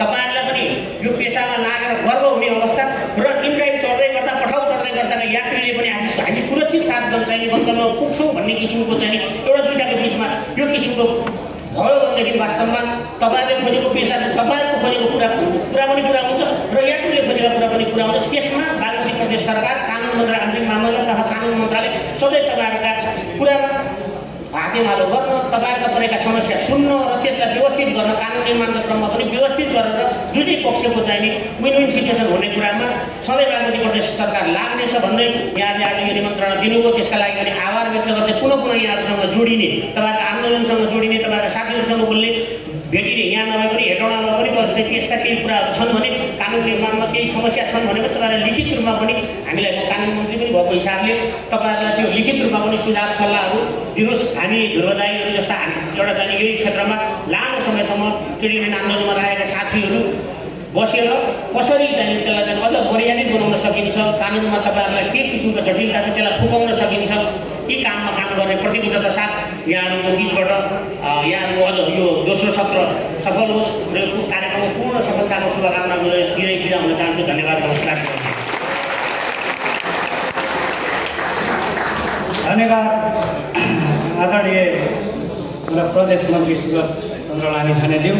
उहाँले हाम्रा भएका कुराहरू जुन हामीले उठाउनु पर्ने कुराहरू, जुन हामीले बोल्नुपर्ने कुराहरू कानुनमा समेटिएर आउँदैछ भन्नेसम्म केही न केही सानो प्रत्याभूति दिलाउनु भयो हामीलाई। हामी चाहन्छौँ यो बृहत रूपमा चाहिँ कानुन साँच्चीकै कानुन बनोस्। विश्वमै अहिले हेर्ने हो भने म पनि एउटा इन्टरनेसनल कन्फरेन्समा गएर यसमा हेरेर आएँ, बुझेँ, त्यो कुराहरू गरेँ। अन्तर्राष्ट्रिय स्तरमै यो कानुन बनेको छैन। उनीहरूले हाम्रा विषयका हाम्रा यहाँ कुराहरू हामीले जति भनिरहन्छौँ त्योभन्दा बढी श्रीलङ्कावालाको बढी दुःख छ। त्योभन्दा बढी अर्को देशको फिलिपिन्सको त्यस्तै छ। यो अन्तर्राष्ट्रिय स्तरमा सम्पूर्ण रूपमा उठेको विश्वमै उठेको मुद्दा हो। यो गिग इकोनोमी भनेको छिटो पैसा ल्याउने माध्यम रहेछ। हामीलाई पनि त्यसै गरी आइरहेको छ। हामी त्यही प्लेटफर्ममा रहेर काम गर्नुपर्छ। आज न भोलि डिजिटलाइज त हुँदैछ यो दुनियाँ। किनभने हामी अहिले चिया पसलमा पनि क्युआरबाट पैसा तिर्न थालिसकेनौँ। हामी नै गोजीमा पैसा बोकेर हिँड्दैनौँ। यी सबै कुराहरूमा तैपनि हामी यो ठाउँमा छौँ भनेर खुसी हुनुहुँदा पनि हाम्रा भित्रका आन्तरिक समस्या आज मैले यहाँ माननीय मन्त्रीज्यू भएको बेलामा भन्नै पर्छ। सबभन्दा बढी पीडित हामी राइडरहरू चाहिँ रोडबाट छौँ क्या। ट्राफिकले जहाँ भेट्यो त्यही लखटिदिन्छ। समस्या नम्बर 1। समस्या नम्बर 2 तपाईँको सबैभन्दा शौचालयको प्रब्लम। यो महानगरले कता के गरे पनि त्यो हामीले साँच्चीकै रियलमा त्यसलाई उपभोग गर्न पाएको हुँदैन है। यी दुईवटा कुराहरू प्रमुख छन्। अब यहाँभन्दा पछिका धेरै समस्या हामी उठान गरेर लिएर जान्छौँ। यो विषयमा हाम्रो प्रदेश सरकारले कम्तीमा चिठी काट्दाखेरि अथवा केही गर्दाखेरि यो काठमाडौँ 28 किलोमिटर रोडमा कति किलोमिटरको कति ठाउँ हामीलाई दिने भनेर केही तोकिदिएर हामी 10वटा बाइक राखेर उड्न सक्छौँ होला नि। यो चिज होस् होस् हामीलाई चिठी दिएर हुन्छ कि हामी डेलिगेसन जानुपर्छ कि हाम्रो कोही साथी सहयोगी लिएर जानुपर्छ कि रात बिरात, त्यो एउटा प्रश्न नम्बर। प्रश्न नम्बर 2 तपाईँ हामी लोग्यौँ। हामी अफलाइन चढाइहाल्छौँ क्या, जसरी भए पनि हाल्नुहोस् त्यो हामीलाई छ अलिकति पैसा आउँछ, कमिसन हुन्छ। जति बेलासम्म हाम्रो दुर्घटना पर्दैन त्यति बेलासम्मको लागि हामी हिँडौँ। इनकेस तलमाथि परिदिइहाल्यो भने अफलाइन भएको बेलामा चाहिँ के भन्ने कुराहरू पनि हामीसँग आउँछ। कृपया हामीसँग एउटा अवेरनेस सचेतनाको कमी जहिले पनि रहन्छ। किन आँखा लोभियो पैसाको सबैलाई लोभ लागिहाल्छ। यो लोभ नगरौँ। लोभले दुर्घटना निम्ति हुन्छ। त्यसको जवाफदेही कसैले लिन सक्दैन। त्यति बेला हाम्रो युनियन पनि बोल्न सक्दैन। त्यति बेला त्यो मूर्ख पाराले लडाइँ गर्नु पर्छ, फरक कुरा हो। तर न्यायसम्मत नहुन सक्छ। कुनै पनि बेला कुनै पनि अवस्थामा अफलाइनमा कृपया कसैले पनि टिप्न बोल्नु। धन्यवाद। अब यहीँ मलाई एउटा फेरि सानो जानकारी आयो। मैले नाम त लिएको थिएँ। हाम्रो इन ड्राइभबाट परिवर्तन भट्टराई भन्ने आउनुभएको भने मैले जानकारी पाएँ। कृपया कहाँ हुनुहुन्छ? आउँदै हुने मात्रै कुरा भयो। धेरै ठिकै छ। अब कार्यक्रमलाई अब अगाडि बढाउँ। उहाँ आएपछि हामीले उहाँले आफ्नो एउटा सफ्टवेयर संस्थाको तर्फबाट के गरिरहनु भएको छ, के गर्नुहुन्छ भने उहाँले प्रकाश पार्नु त्यो हामी बोलाउँला। अहिलेलाई हामी यहाँ पाल्नुभएका हाम्रा प्रमुख अतिथि महोदयलाई लगायत सम्पूर्णलाई मायाको चिनो हाम्रो पनि सम्झना उहाँहरूलाई कहिलेकाहीँ रहोस्। कम्तीमा म यो कार्यक्रममा जाँदाखेरि यस्तो थियो है भने सम्झना रहोस् याद दिलाउने हेतुले हामीले सानो एउटा मायाको चिनो तयार गरेका छौँ। हाम्रा यस कार्यक्रमका सभापति तथा निर्वाचन हाम्रो आयोजक कमिटीका अध्यक्ष पुरुषोत्तम पराजुलीको हातबाट उहाँलाई मायाको चिनो हस्तान्तरण गरिदिनु हुन हार्दिक अनुरोध गर्छु।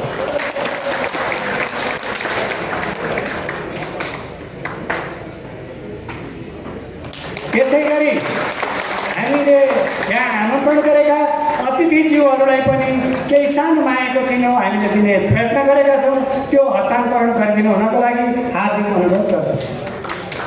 मिना प्रदेश माननीय मिना पराजुलीजीको हातबाट कृपया मायाको चिनो ग्रहण गर्नुहोला।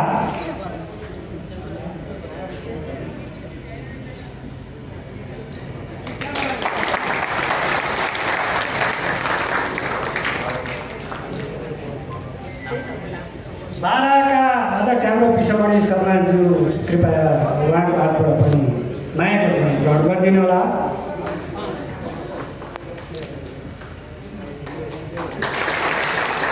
त्यसै गरी प्रदेश सभापति श्री रामप्रसाद भुइँतेज्यू कृपया मायाको चिन्ह ग्रहण गरिदिनु होला। त्यसै गरी प्रदेश सचिव श्री गोपाल आचार्यज्यू कृपया मायाको चिन्ह दिनु होला।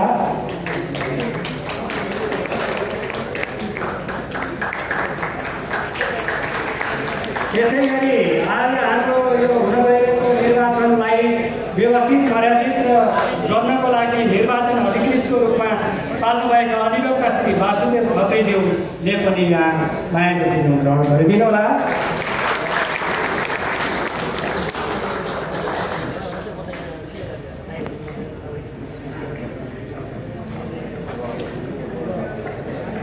यसै गरी अब हामी लगभग कार्यक्रमको अन्तिम चरणमा आइसकेका छौँ। हाम्रो यो उद्घाटन सत्रको अन्तिम चरणमा आइसकेका छौँ। यो कार्यक्रमलाई हामीले यतिको लगभग सफल भएकै अनुभव गरेका छौँ र यो कार्यक्रमलाई उद्घाटन सत्रलाई समापन गरिदिनु हुन यस कार्यक्रमका सभापति तथा यो निर्वाचन समितिका अध्यक्ष श्री पुरस्कार जारी रहनेछ, किनकि हामी निर्वाचनको प्रक्रियामा छौँ। यो कार्यक्रम सकिएको होइन, यो कार्यक्रमको उद्घाटन सत्र मात्रै सकिएको हो। कृपया धैर्य गरेर बस्नुहोला, यो कार्यक्रम यहाँ जारी नै रहनेछ। मायाको चिन्ह लिनको लागि कृपया हाम्रो आदरणीय दाइ ध्रुवचन्द्र गौतमज्यूलाई पनि हार्दिक अनुरोध गर्दछु। भुलचुक माथि अब के गर्ने भुलचुक भयो।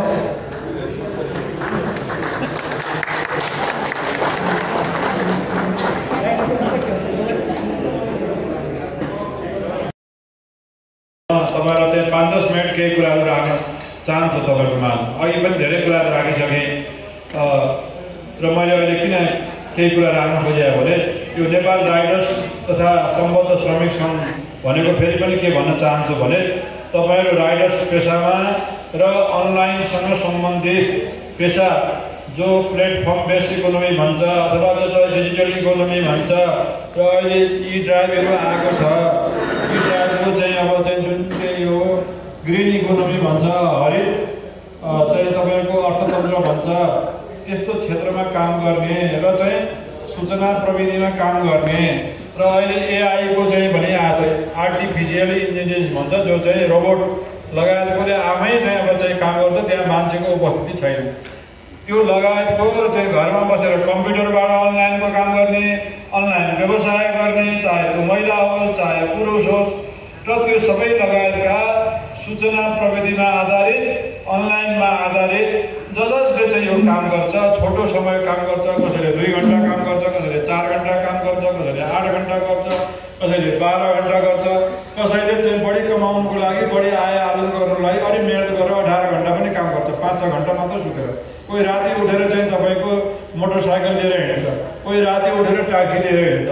भनेपछि यस्तो पेसामा चाहिँ सम्बद्ध भएका साथीहरू यहाँ जम्मा हुनुभएको थियो र हाम्रो ई ड्राइभ नेपालबाट चाहिँ त्यहाँको प्रतिनिधि हाम्रो चाहिँ अब प्रदर्शन भट्टराईजी पनि यहाँ आउनुभएको छ। इनड्राइभबाट उहाँले पनि केही कुरा तपाईँलाई चाहिँ राख्नुहुन्छ कि यसको चाहिँ महत्त्व के छ भनेर। अहिले पठाउ छ, अर्को याङ्गो भनिन्छ, ई ड्राइभ भनिन्छ, इनड्राइभ भइ नै हाल्यो, पठाउ चाहिँ मेजर भइहाल्यो। यी खालका अरू पनि छन् र विश्वव्यापी रूपमा यी अमेरिका लगायत चीनमा सबैभन्दा धेरै झन्डै 36% चाहिँ अब यो चाहिँ श्रमिकहरू चाहिँ यो अनलाइन र चाहिँ तपाईँको राइडर्स पेसामा छन्। मुलुक विश्वभरिका चाहिँ अब चाहिँ श्रमिकहरू यसमा जोडिराखेका छन्। तपाईँको चाहिँ अब चाहिँ दक्षिण एसियाली मुलुकमा छ, अब अरूको चाहिँ सबैभन्दा धेरै फिलिपिन्समा छ, थाइल्यान्डमा छ, सबै ठाउँमा यो मुलुकहरूमा यो राइडर्स पेसाहरू छ। तर चाहिँ अन्त चाहिँ के छ भनेदेखि त्यहाँ चाहिँ यसलाई वैधानिकता दिएको छ, वैधानिक ढङ्गले चाहिँ चलाएको छ। कम्पनीहरूले श्रमिकहरूलाई रोजगारी मात्रै दिएको छैन, सामाजिक सुरक्षाको अधिकार दिएको छ, उनीहरूलाई सङ्गठन हुने अधिकार दिएको छ। यी कुराहरू चाहिँ आज हुनै बाँकी छ, हाम्रो कानुनी व्यवस्था हुन बाँकी छ। जसको कम्पनीहरू छ, चाहे त्यो इनड्राइभ होस्, चाहे पठाउ होस्, चाहे इनड्राइभ होस् होइन, चाहे अहिले याङ्गो भन्ने छ, अर्को चाहिँ धेरैवटा चाहिँ जुम पनि छ। यी सबै कम्पनीहरू जुन जुन छन् ती तपाईँ हाम्रा राइडर्सहरूका चाहिँ रोजगारदाता हुन्। उनीहरूले चाहिँ कम्पनी नखोलिदिए भए तपाईँहरूले रोजगारी पाउनुहुन्थ्यो। आज हिजो चाहिँ मोटरसाइकलमा मान्छे बोकेर हिँड्न पाइन्थ्यो, आज मोटरसाइकलमा ट्याक्सीमा मान्छे हिँड्न पाइन्थ्यो। ट्याक्सीहरू अलिअलि मात्रै थिए, ती पनि चाहिँ पेट्रोलियममा थियो। अहिले यी चाहिँ तपाईँको यी ड्राइभ चाहिँ ट्याक्सीहरू आएको छन् भनेपछि तपाईँ इलेक्ट्रिक ट्याक्सी भेहिकलहरू आएको छन् र अहिले चाहिँ अब चाहिँ ठुल्ठुला बसहरू पनि आएका छन्। त्यसै गरी चाहिँ अब तपाईँको अब मिनी बसहरू आएका छन्, चाहिँ जम्मै चाहिँ आएका छन्, सबै क्षेत्रमा आएका छन् र चाहिँ यो निजी क्षेत्रमा पनि छन्। अहिले चाहिँ पोखरामा एउटा चाहिँ ठुलो हडताल भइरहेछ, आज चाहिँ तपाईँको बाहिरतिर हडताल भइरहेछ। यो चाहिँ राइडर्सहरूको चाहिँ विरुद्धमा भइरहेको छ। यो राइडर्सहरूलाई चाहिँ दिनु हुँदैन, हाम्रो सार्वजनिक यातायात खोसियो भनेको छ। त्यसमा पनि चाहिँ तपाईँको अहिले पोखरामा त्यहाँको चाहिँ सरकारले, प्रदेश सरकारले त्यो चाहिँ 4-5 चाहिँ अब निजी सवारी साधनलाई पनि चाहिँ राइडर्सको रूपमा चाहिँ चलाउनु पाउने, ड्राइभर चलाउनु पाउने भनेर चाहिँ जुन चाहिँ कानुन चाहिँ ल्यायो, त्यो कानुनको विरुद्धमा उहाँहरूको लडाइँ छ। त्यसको चाहिँ असर चाहिँ अहिले काठमाडौँमा पनि अहिले चाहिँ बन्द भइरहेछ भनेर सुनेको छु। 19 गतेदेखि चाहिँ देशव्यापी हडताल भनेर चाहिँ अहिले त्यहाँका मजदुरहरू र त्यहाँका चाहिँ साउजीहरू चाहिँ यातायात व्यवसायहरू एक ठाउँमा दिएका छन्। त्यो चुनौतीहरू छन्। भोलि उनीहरूले चाहिँ यो अधिकार तपाईँको खुसी भने फेरि हामी लडाइँ लड्न पर्नेछ। अब चाहिँ सबै चाहिँ अहिले 7 लाख 8 लाख श्रमिकहरू चाहिँ यो चाहिँ तपाईँको चाहिँ राइडर्स पेसामा चाहिँ सम्बन्धित भइसक्यो नेपाल राज्यमा। भनेको चाहिँ कुल श्रम शक्तिको चाहिँ 6% मैले अहिले पनि भनिसकेँ। यति ठुलो सङ्गठन छ तपाईँको विरुद्धमा अहिले यहाँ तपाईँ हेर्नुभयो भने अहिले जम्मै रिङ रोडहरू चाहिँ गाडीहरू बन्द गरेर अहिले यातायात व्यवसायहरू चाहिँ आन्दोलनमा छन् भनिसकेपछि यो पेसा पनि एकदम चुनौतीको पेसामा रूपमा रहेछ। भोलि यो बन्द गर्ने भन्यो भने अहिले 7 लाख 8 लाख युवाहरू रोजगारीबाट फेरि विस्थापित हुनुपर्ने अवस्था आइसकेको छ। त्यस कारणले यस्ता चुनौतीहरूका विरुद्धमा तपाईँ हामी एक हुनुपर्ने अवस्था छ। अर्को कुरा तपाईँको सामाजिक सुरक्षाको कुरा भने, स्वास्थ्यको कुराहरू भने, त्यसै गरी तपाईँको चाहिँ लाइसेन्सका कुराहरू। भोलि चाहिँ अब चाहिँ तपाईँको ट्राफिकले चाहिँ पर्दिन्छ, पार्किङ गर्ने ठाउँ छैन, त्यहाँ चाहिँ जा भन्छ, के गर्ने? यी कुराहरू चाहिँ व्यवसायी र जसले चाहिँ कम्पनीहरू हुनुहुन्छ जुन चाहिँ यो चाहिँ राइडरसँग सम्बन्धित कम्पनी, उहाँहरूसँग हामी विषय बसेर छलफल गरेर यस्ता समस्याहरूलाई समाधान गर्नुपर्ने हुन्छ र चाहिँ हामीले चाहिँ हाम्रो पेसालाई चाहिँ मर्यादित कसरी गर्ने, सुनिश्चित कसरी मर्यादित कसरी बनाउने, सामाजिक सुरक्षाको चाहिँ प्रत्याभूति कसरी गर्ने र बिमाको चाहिँ व्यवस्थाहरू कसरी गर्ने, बिमाबाट कसरी सुरक्षित हुने, दुर्घटनाबाट कसरी सुरक्षित हुने, यी सबै कुराहरू र चाहिँ सरकारले अथवा चाहिँ ट्राफिक प्रहरीले दिने खालका चाहिँ जे चाहिँ दुःखहरू दिन्छ, समस्याहरू सिर्जना हुन्छ। सडकमा हिँड्दाखेरि तपाईँको अधिकांश समय सडकमै गुड्ने, सडकमै गुडाउने, सडकमै सेवा दिने हो। त्यो सडकमा हुनसक्ने सम्भावना धुवामा हिँड्नुपर्छ, त्यहाँ रोगहरू हुन्छ, त्यसलाई चाहिँ व्यवसायजन्य स्वास्थ्य र सुरक्षाका कुराहरू हुन्छन्। त्यो छुट्टै एउटा नीति बन्छ, व्यवसायजन्य स्वास्थ्य र सुरक्षा भन्छ। जो काममा जो व्यवसायमा लाग्छ त्यसबाट हुने सम्भावित रोगहरू धुलोबाट, धुवाँबाट, ध्वनिबाट प्रदूषित भएर चाहिँ लामो समय ढाड दुख्ने हुन्छ। मोटरसाइकल चलाउनसँग 10-15 वर्षपछि हेर्नु होला धेरैको ढाडको समस्याहरू आउँछ। त्यो ढाडको समस्या, नसाको समस्या आउँछ, खुट्टाको समस्या आउँछ। कम्प्युटरमा चलाउने मान्छे त्यो अनलाइन पेसामा सम्बद्ध चाहिँ रोजगार श्रमिक हुन्, तिनीहरू पनि चाहिँ बस्दा घरमा बस्नु चाहे तपाईँको चाहिँ अफिसमा बस्छ, उनीहरूको पनि चाहिँ ढाड दुख्नेदेखि लिएर चाहिँ खुट्टा दुख्ने, आँखाको समस्या, यी यावत कुराहरू छन् हामीले हेरिरहेको छैनौँ।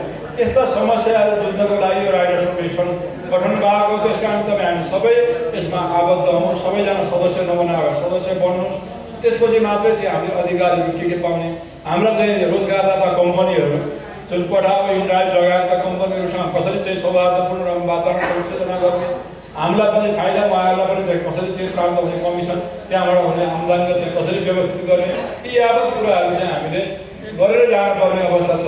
त्यसका लागि तपाईँहरू सङ्गठित हुनुहोस्, सङ्गठनमा आबद्ध हुनुहोस्। त्यसको विकल्प छँदै छैन। सङ्गठित हुने, त्यसबाट आफ्नो अधिकार प्राप्त गर्ने, त्यसमा समस्याहरू के हुन्छ त्यो समाधानका उपायहरू खोज्ने।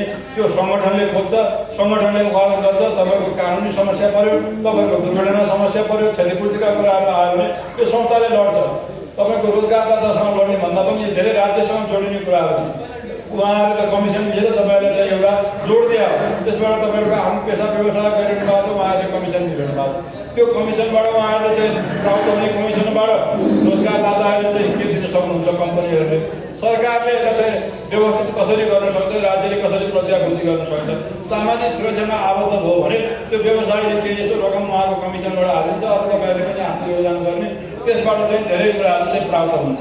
बिमाको प्राप्त हुन्छ, तपाईँको उपचार खर्च हुन्छ, परिवारलाई उपचार खर्च आउँछ, पछि पेन्सन हुन्छ, त्यसपछि चाहिँ अवकाश कोषको पैसा आउँछ, राज्यले कोषमा पैसा हाल्दै हुन्छ, त्यसबाट चाहिँ प्राप्त हुने लाभहरू हुन्छ, प्रतिफलहरू हुन्छ, लाभांशहरू हुन्छ। यी कुराहरू चाहिँ हामीले चाहिँ सबैले चाहिँ श्रमिकहरूले पाउनु सक्छौँ। यो चाहिँ त तपाईँको चाहिँ पेसा तपाईँको नियमित हुनुभयो। नियमित भएर 1 महिना काम गऱ्यो फेरि छोड्यो भएन होइन, कम्तीमा पनि 3 महिना 9 महिना कति काम गरेर हुनुपर्छ। त्यसपछि चाहिँ त्यसबाट चाहिँ जोडिन पाइन्छ। पछि तपाईँले पेसै छोड्नुभयो भने मासिक रूपमा तपाईँले पैसा हाल्दै जानुभयो, अनलाइनसँग जोडिनुभयो, इन्ड्राइभसँग जोडिनुभयो, इन्ड्राइभसँग जोडिनुभयो भने तपाईँहरूले चाहिँ आफ्नो पैसा त्यहाँ हाल्दै गएर 60 वर्ष गएपछि पेन्सन लिएर बस्नु पाउनुहुन्छ। यी कुराहरू कसरी प्राप्त गर्न सकिन्छ? हामी राज्यसँग लड्नुपर्छ, सरकारसँग लड्नुपर्छ, सामाजिक सुरक्षा कोषसँग लड्नुपर्छ। त्यो कुराका लागि पनि तपाईँहरू तयार भएर सङ्गठित भएर चाहिँ तपाईँहरू अगाडि बढ्नुहोस्। मैले अघि पनि यो कुरा राखेको थिएँ, अहिले पनि फेरि राखेँ। यो चाहिँ सङ्गठनको महत्त्व छ। त्यसपछि यसका बारेमा तपाईँलाई चाहिँ के तालिमहरू दिन सकिन्छ, नेतृत्व विकास कसरी गर्ने, शिक्षा कसरी दिने, अन्तर्राष्ट्रिय स्तरमा कसरी जोडिने, राष्ट्रिय सङ्घ संस्थाहरूसँग कसरी आबद्धता दिने र चाहिँ यसको चाहिँ यो विश्वव्यापी चाहिँ भयो भने करोड मान्छेहरू तपाईँको राष्ट्रिय अन्तर्राष्ट्रिय रूपमा सम्बन्ध विकास हुन्छ, जोडिन्छ, सहयोग गर्छन्। त्यसपछि हाम्रो परियोजनाहरू सञ्चालन हुन्छन्। त्यसले चाहिँ कम्पनीलाई पनि फाइदा पुग्छ र चाहिँ हामीलाई पनि चाहिँ फाइदा पुग्छ, हाम्रो परिवारलाई पनि चाहिँ फाइदा पुग्छ। आर्थिक रूपमा हुन्छ र यो पेसालाई चाहिँ मर्यादित बन्छ। मर्यादित व्यवस्थित कसरी हुन्छ?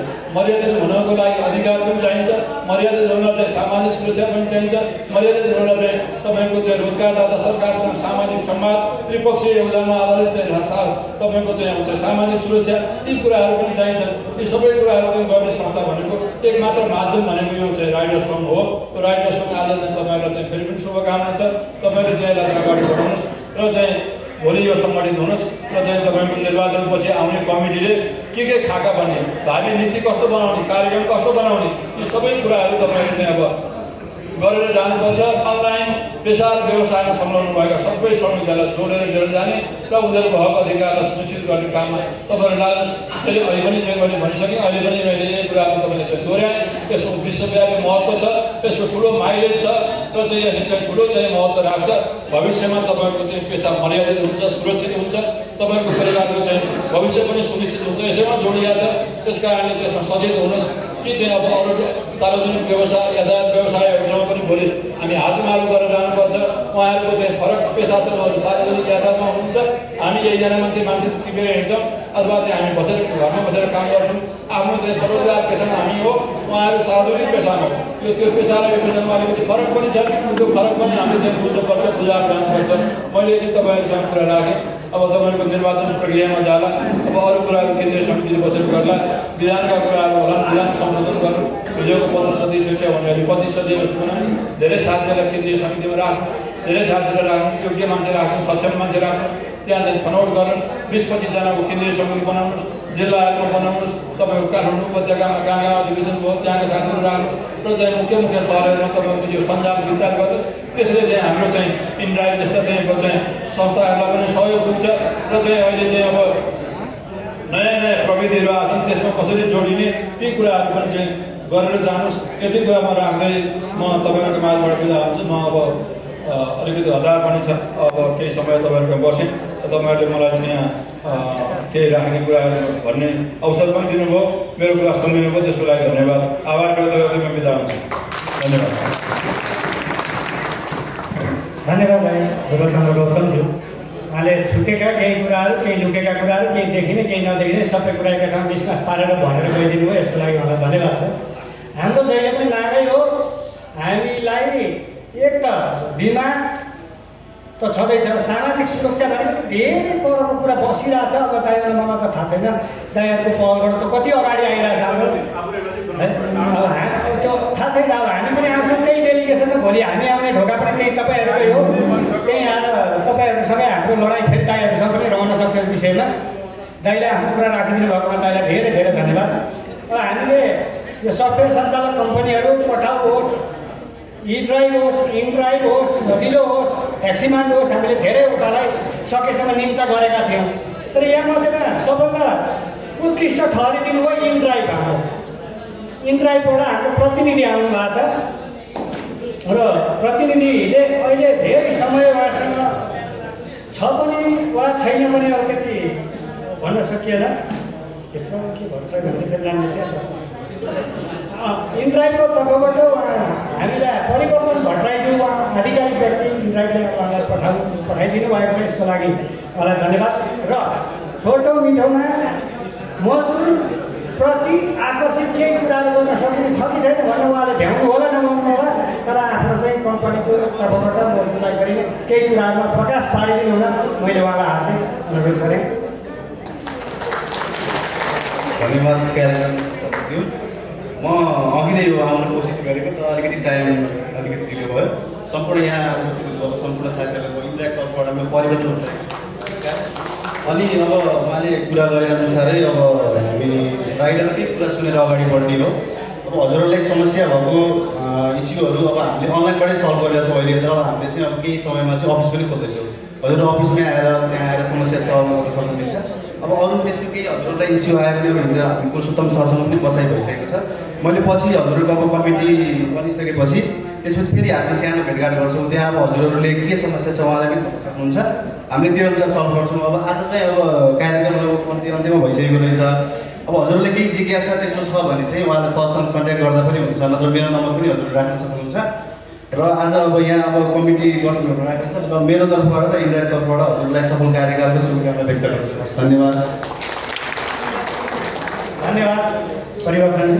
उहाँले अब भन्नुभयो खासै हामीले अलिकति फ्रेस टाइममा बसेर हाम्रो एउटा टिमै डेलिगेसन जान पनि सक्छ भोलि उहाँका। अब त हामी छोड्नेवाला छैन, कसैलाई पनि पठाऊ, को इन्ड्राइभ को के हामीले सबैसँग गएर लड्नुपर्ने कन्डिसन छ। तर लड्ने भनेर धक्कामुक्की होइन क्या, हाम्रा इस्युहरू मेल खाने भने लड्ने हो। तपाईँहरूसँग क्रस क्वेसन गर्नुपर्ने, उहाँहरूलाई केही सोध्नुपर्ने कोही हुनुहुन्छ त एकजना आउनुहोस् है। होइन यहाँ माइकमै आएर बोल्नुहोस्, तपाईँलाई कुनै अप्ठ्यारो छैन, आउनुहोस् न। हाम्रै नाम मन छोड्यो, हामीले तयार गरेर हामी भर्खर कस्तो चलाउनु पर्छ।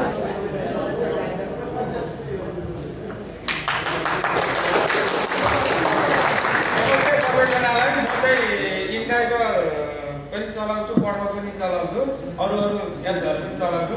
तर मलाई चाहिँ खास चित्त नबुझेको कारण चाहिँ इन्डाइभरमा चाहिँ के भन्दाखेरि यो तपाईँको कस्टमरले चाहिँ रेट एकदमै घटाउँछ।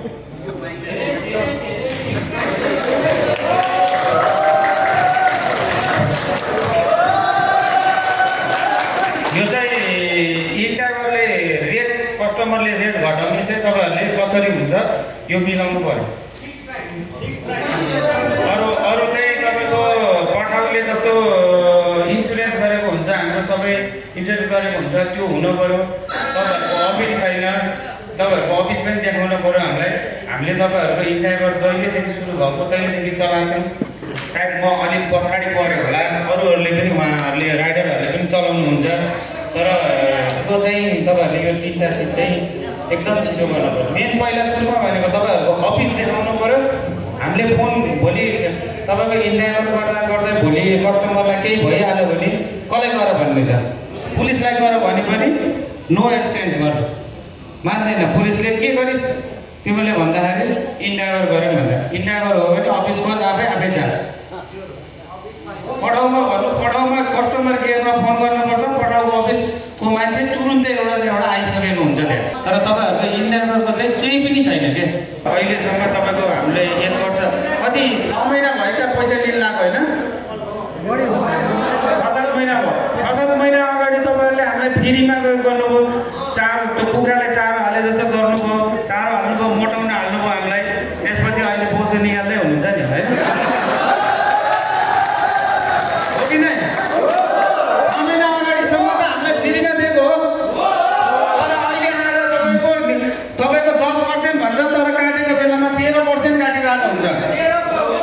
13% काट्नु तपाईँको पर टिम अनुसार फरक तरिकाले काटिरहेको छ।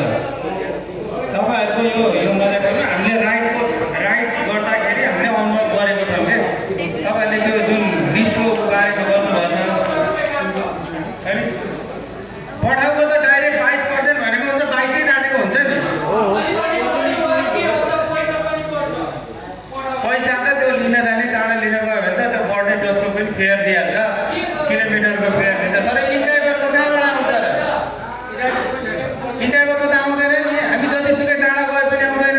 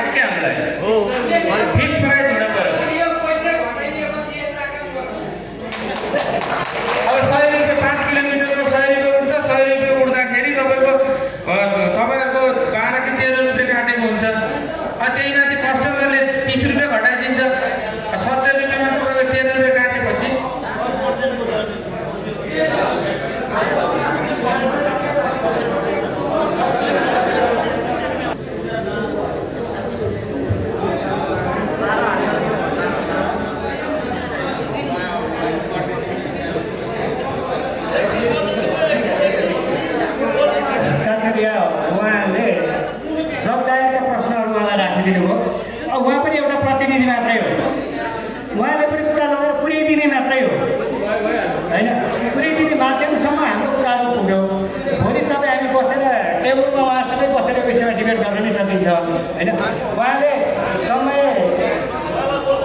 उहाँले अब यो चिजहरू हाम्रो सम्बन्धित निकायसम्म पुग्छ र यो चिजको लागि हाम्रो अवश्य पहल हुन्छ भन्ने हामीले आश गरेका छौँ। धन्यवाद। धन्यवाद हाम्रो कुलप्रसाद सरलाई। यहाँ उपस्थित हाम्रा राइटर साथीहरू, हामीले पहिलो सत्रको कार्यक्रम हाम्रो सकिसक्यो। हामी दोस्रो सत्रको कार्यक्रममा हामी केही कुराहरू केही जिज्ञासाहरू आउँछ कि भनेर हामीले यो सुरु गरेको हो। यो हाम्रो पहिलो अभ्यास पनि हो होइन। अब तपाईँको चाहिँ हाम्रो आज इलाइबाट पनि आउनु भएको छ। भोलि पठाउको चाहिँ साथीहरूसँग पनि गएर हामी चाहिँ छलफल गर्छौँ, भेट्छौँ। अब यति बेला चाहिँ किनभने अब समयको पनि हाम्रो अभाव छ, किनभने साथीहरू बिहानदेखि अब 8 बजेदेखि आएर बस्नु भएको छ। हिजो बेलुका पनि तपाईँको चाहिँ लामो रातिसम्म 10 बजेदेखि नै तपाईँको चाहिँ रातिसम्म बसेर काम गर्नुभएको छ, थाक्नु भएको छ। राइटर साथीहरूको समस्या धेरै छ, किनभने धेरै उदाहरण रूपमा हामी जानुपर्छ। हामी चाँडोभन्दा चाँडै तपाईँको चाहिँ राइटर सङ्घको हामी कार्यालय एउटा अफिस पनि खोल्छौँ। छिटै तपाईँको 2-3 महिनाभित्र हामी एउटा सम्पर्क गर्ने एउटा स्थल पनि बनाउँछौँ। अब आउने कार्य समितिले तपाईँको एउटा स्थल पनि तोक्छ अनि तपाईँ राइटर्सहरूका समस्याहरू उदागत रूपमा हामी अब आउने कमिटीले टिप्दै जान्छ र यसलाई कसरी अगाडि बढाउने, कहाँ जाने, के गर्ने, यहाँ तपाईँका चाहिँ ट्राफिक प्रहरीका समस्या पनि छन्, नीतिगत कुरा पनि छन्, कानुनी कुराहरू पनि छन्। अघि हाम्रो प्रमुख अतिथिज्यूले धेरै कुरा भनेर गइसक्नु भएको छ। अब हामी अब के छ भने अब हामी निर्वाचनको तयारीमा पनि जानुपर्ने हुन्छ। अब केही कुराहरू त अब धेरै साथीहरूले केही आवाज छ भने अझ पनि एका दुई केही छ भने केही सुझाव दिनुहोस्, नभए यसलाई अब लम्ब्याउनु भन्दा पनि यसलाई चाहिँ अब निर्वाचनलाई चाहिँ अब यो निर्वाचन चाहिँ हामीले सकेसम्म सर्वसहमति रूपमा गर्नुपर्छ र साथीहरू चाहिँ यस्तो खालको नेतृत्व हुनुपर्छ जो साथी नेतृत्वमा बसेपछि भोलिका दिनमा केही समय दिने, केही सङ्गठनका लागि केही गर्ने, केही सुख दुःखमा केही कुरामा जोडिने खालको साथीहरू, केही राइटर साथीहरू र केही अलिकति एका दुई फुर्सद रहेको र सङ्गठनका लागि केही गर्छु भन्ने साथी पनि जोडेर यसलाई कसरी अगाडि बढाउने, कसरी चाहिँ यसलाई चाहिँ सर्वसहमति रूपमा चाहिँ हामी कसरी अगाडि बढ्ने भन्ने कुरामा हामी अब केन्द्रित हुनुपर्छ भन्ने लाग्छ। हाम्रो निर्वाचन प्रमुख अधिकृतज्यू र अधिकृतज्यूहरू पनि अब तयारीमा हुनुहुन्छ। अब यो जिम्मेवारी चाहिँ उहाँहरूलाई दिएर यसलाई चाहिँ सर्वसहमत रूपमा चाहिँ कसरी चाहिँ हामी पद कलमहरू गर्न सक्छौँ होइन।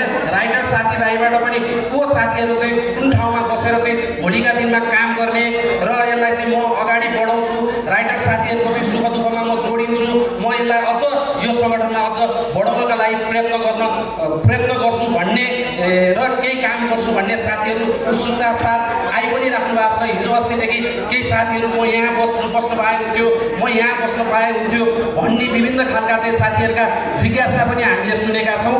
अब यसलाई लम्ब्याउने भन्दा पनि अब निर्वाचन अधिकृतज्यूहरूले आफ्नो काम अगाडि बढाइदिनु हुन म सबै साथीहरूको फोहोरबाट सोधेर अब निर्वाचन अधिकृतहरूलाई हामीले जिम्मेवारी दिँदा हुन्छ।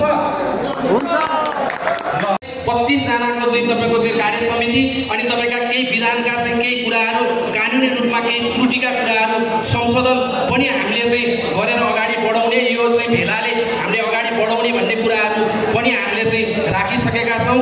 र अब तपाईँको चाहिँ यसको चाहिँ अब पोलिटिकल रूपमा पनि तपाईँको चाहिँ काहीँ न काहीँ यत्रो ठुलो सङ्गठन यतिकै व्यक्तिले मात्रै चलाएर चल्दैन, काहीँ न काहीँ हामीले भोलिका दिनमा यसको आबद्धता लिनका लागि पनि हामीले पहल गर्नुपर्नेछ। यसको लागि पनि तपाईँहरू साथी राइटर साथीहरूको अझ साथ सहयोग र बल दिनुभयो। अहिलेको आउने जुन कार्य समितिलाई तपाईँहरूले भोलिको दिनमा यस्तो गर्यो भन्दाखेरि तपाईँहरूले अझ यसलाई बल अझ आज जति उपस्थिति छ योभन्दा डबल टेबल भन्दा बढी सङ्ख्या चाहिँ अझ सङ्ख्याहरू बढाउँदै यसरी चाहिँ हामी अगाडि बढ्यौँ भने हामीलाई अझ बल पुग्छ भन्दै मेरो भनाइ यही अन्त्य गर्छु। हस्, नमस्कार, जय नेपाल। त्यहाँ थोरै संशोधनको लागि राखेका छौँ। यो संशोधन भएका विधानको पढेर सुनाइदिनु हुनलाई यस समितिका निर्वाचन संयोजक समितिका वरिष्ठ उपाध्यक्ष सङ्ग्रामजित लामाज्यूलाई मैले माइक हस्तान्तरण गरेको छु। र साथसाथै यो फ्लोरबाट निर्वाचन हुनु यही अन्त्य मेरो चाहिँ सम्बोधन मेरो चाहिँ अन्त्य भएको घोषणा गर्छु। धन्यवाद, जय नेपाल।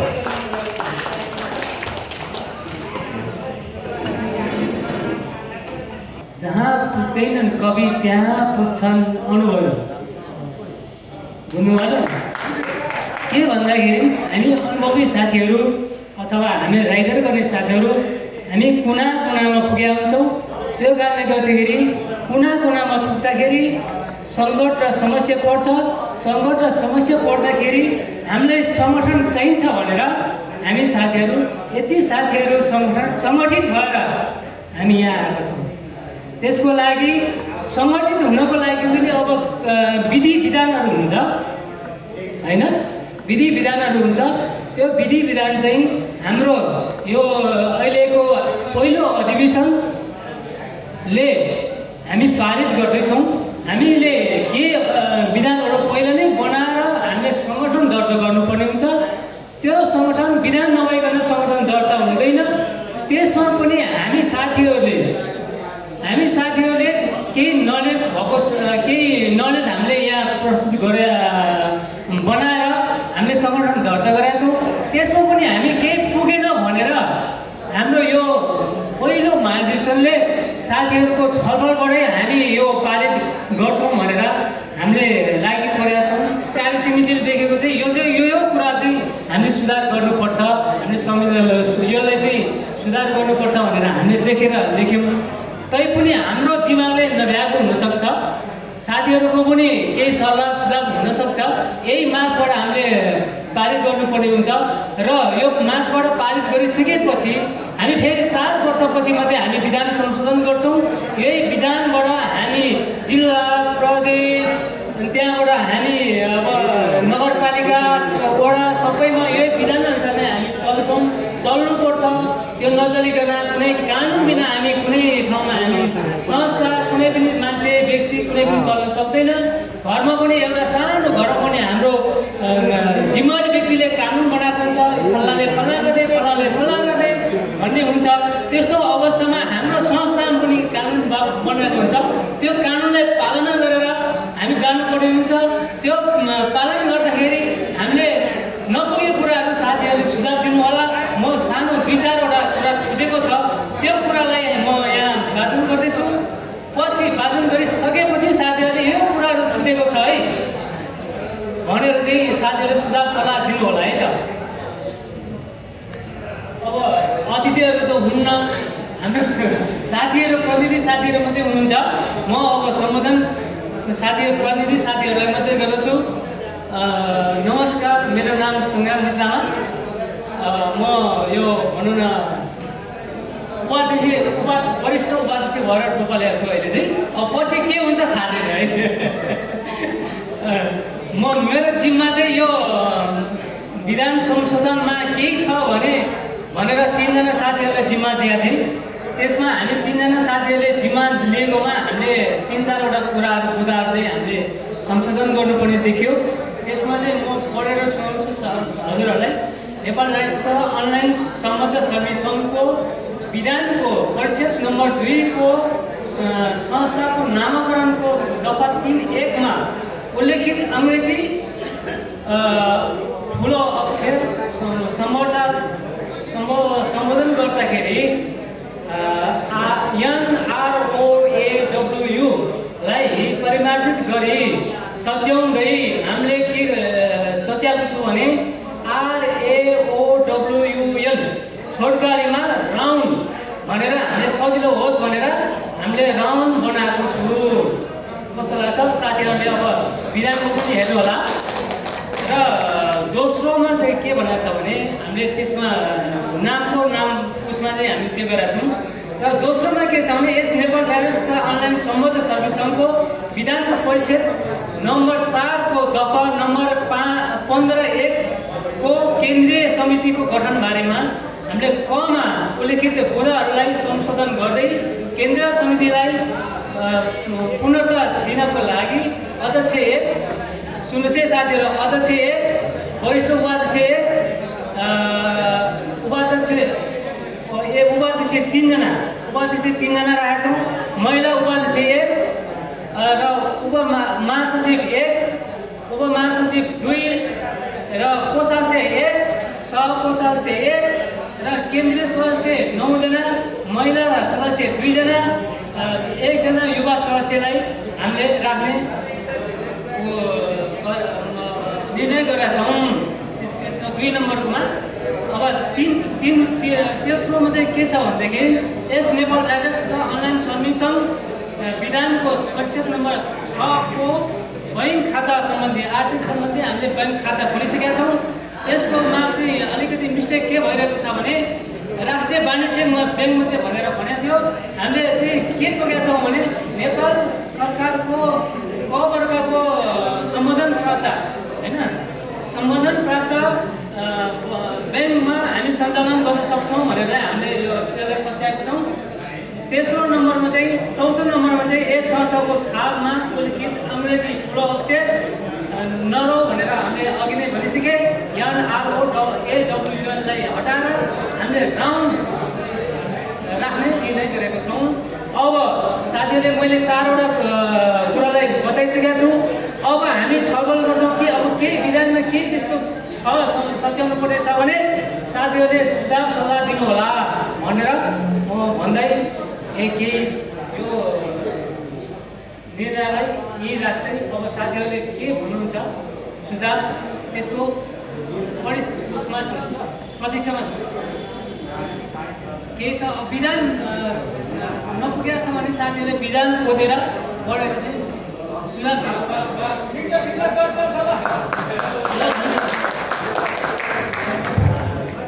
हजुरहरूको प्रथम केन्द्रीय महाधिवेशनको निर्वाचन प्रक्रिया सम्पन्न गर्नको लागि हजुरहरूको केन्द्रीय समितिको निर्णय बमोजिम मिति 2082/2/1 को मितिबाट चाहिँ तपाईँलाई निर्वाचन संयोजक निर्वाचन अधिकारी जिम्मेवारी दिएको छ भनेर पत्र प्राप्त भयो र यस पछाडि आयोजक समितिकै अध्यक्ष आदरणीय पुरुषोत्तम पराजुलीज्यू र हाम्रो अन्य सदस्यसँग पनि चाहिँ भेटेर इलेक्सनका नर्म्सका कुराहरू ट्रेड युनियनलाई दर्ता गर्ने त्यसलाई नियमित गर्ने जुन श्रम कार्यालय छ उसले कानुनी रूपले हेर्ने कुराहरू जुन हजुरको संस्थाको सङ्घ दर्ता भएको छ ती लगायतका कुराहरूमा केही सेयरिङ चाहिँ अब भएको अवस्था हो। हजुरहरूको जुन नेपाल अधिराज्यभर विभिन्न प्लेटफर्म मार्फत राइडर्स पेसामा आबद्ध अनलाइन एवं डिजिटल माध्यम र गिग अर्थतन्त्र सम्बद्ध श्रमिक एवं स्वरोजगार व्यक्तिहरूलाई सङ्गठित गरी उनीहरूको पेसागत हक अधिकारको रक्षा गर्दै वर्गीय उत्थानको लागि सामाजिक सुरक्षा, सामाजिक, राजनीतिक र आर्थिक अधिकार सुनिश्चित गरी समतामूलक समाज निर्माण गर्ने उद्देश्यले नेपाल राइटर्स तथा अनलाइन सम्बद्ध श्रमिक सङ्घको गठन गरिएको भन्ने चाहिँ हजुरले बनाउनु भएको विधानको यो सङ्घ किन चाहिँ स्थापना गर्नु परेको हो भन्ने कुराको प्रिम्बल यसको प्रस्तावनामा लेखिएको रहेछ। हजुरहरूको यही विधानको दफा 40मा निर्वाचन सम्बन्धी व्यवस्था रहेछ। हजुरको विधानको दफा 40मा र त्यो दफा 40 कले निर्वाचन अधिकृत नियुक्ति गर्ने अधिकार केन्द्रीय समितिलाई हुनेछ भनिएको रहेछ र यही हजुरहरूको विधानको दफा 40 अन्तर्गत र 40 को कार्यान्वयनको लागि यो प्रक्रिया अगाडि बढेको वैधानिक रूपले अगाडि बढेको प्रक्रिया म निर्वाचन समितिका तर्फबाट यहाँलाई विधानपूर्वक जानकारी गराउँछु। स्वाभाविक यो निर्वाचन सम्बन्धी प्रोसेस चाहिँ टेक्निकल लिगल तर टेक्निकल प्रोसेस भएको हुनाले यसले धेरै भाषण गर्दैन। जे हजुरहरूलाई भगाउनु परेको कुरा हो पकाएर हजुरलाई सहयोग गर्छ। यहाँहरूले नै बनाइदिनु भएको विधानलाई हेर्छ, त्यो विधान बमोजिमको प्रोसेसलाई पनि हेर्छ र लिडरसिप चयनको पार्टमा यहाँहरूलाई सहजीकरण गर्ने हो। इलेक्सन तपाईँ हामी अब धेरै लगभग विविध प्रकारकोमा इन्भल्भ छौँ नि।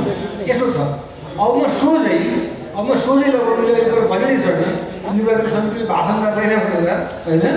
अब म सोझै यहाँलाई के भन्नु भन्दाखेरि चाहिँ हामीसँग निर्वाचन समितिसँग समन्वय गर्नुहुने आदरणीय सरहरू, तपाईँको केन्द्रीय समिति सरहरूले हाम्रो यो प्रथम केन्द्रीय महाधिवेशन हो। यो प्रथम केन्द्रीय महाधिवेशनमा कानुनी प्रक्रियामा फाइल एउटा स्ट्रङ हुने किसिमको व्यवस्था तपाईँले गर्नुहोला र हाम्रो यो लिडरसिप चाहिँ हामी आपसी साथीहरूसँग चाहिँ बसेर एउटा खाका हामीलाई दिन्छौँ र चाहिँ त्यही अनुसारले प्रक्रिया बढाइदिनु होला चाहिँ भन्नुभएको छ।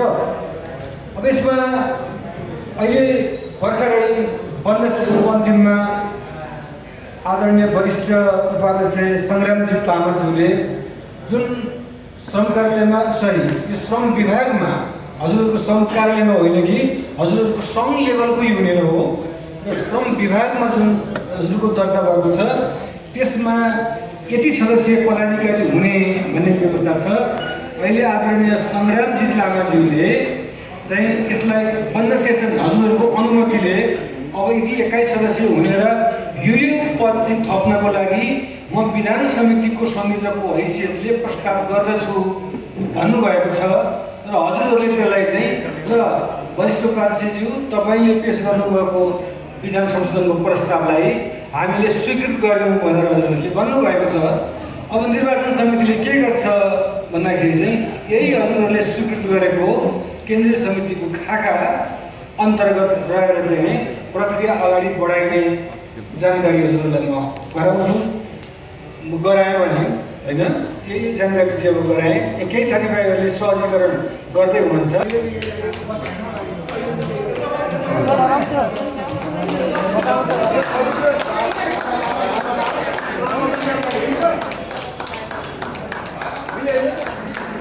त्यसै गरी मैले यही क्रमले अगाडि आइदिनु हुन सम्पूर्ण साथीहरूलाई अनुरोध गरेँ। विनोद नेपालीज्यू सदस्यमा निर्वाचित हुनुहुने विनोद नेपालीज्यू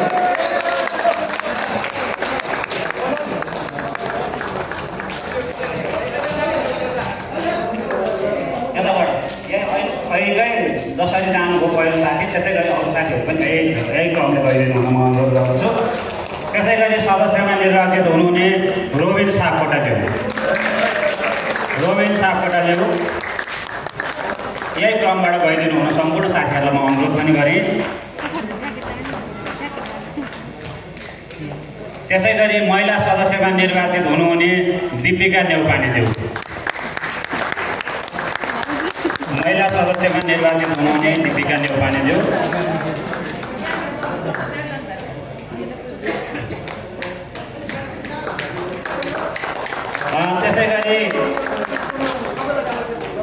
त्यसै गरी युवा केन्द्रीय सदस्यमा निर्वाचित हुनुहुने शशि खनालज्यू त्यसै गरी केन्द्रीय सदस्यमा निर्वाचित हुनुहुने अशोक कार्कीज्यू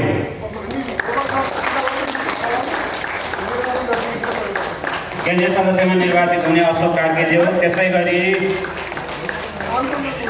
केन्द्रीय सदस्यमै निर्वाचित हुनुहुने रेवन्त बहादुर केसीज्यू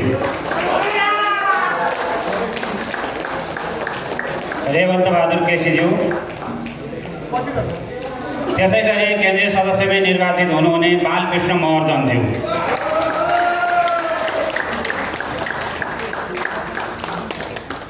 त्यसै गरी केन्द्रीय सदस्यमै निर्वाचित हुनुहुने धर्मराज मोक्तानज्यू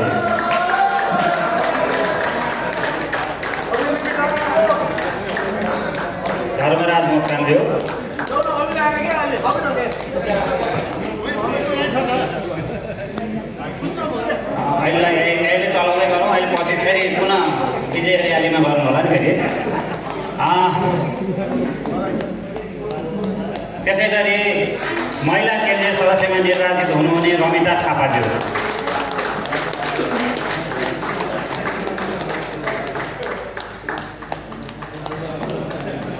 थापाज्यू त्यसै गरी केन्द्रीय सदस्यमै निर्वाचित हुनुहुने मनिषा घिमिरेज्यू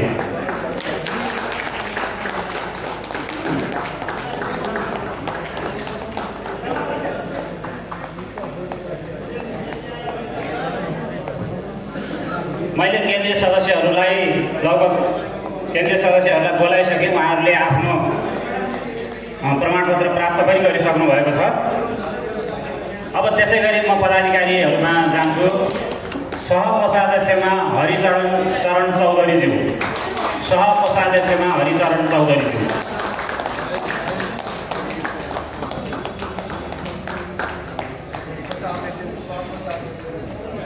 त्यसै गरी कोषाध्यक्षमा माधव प्रसाद चालिसेज्यू।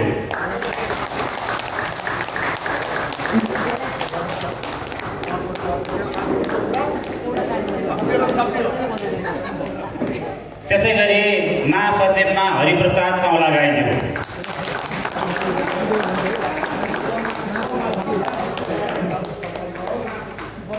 उपमहासचिव, त्यसै गरी उपमहासचिवमा हरिप्रसाद चौलागाईज्यू। त्यसै गरी 2 जना उपमहासचिव हुनुहुन्छ। अर्को उपमहासचिवमा कुलप्रसाद धवलाज्यू।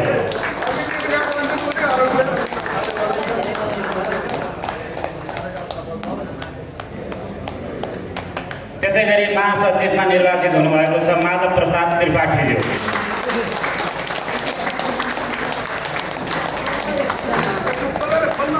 माधव प्रसाद महासचिवमा माधव प्रसाद त्रिपाठीज्यू।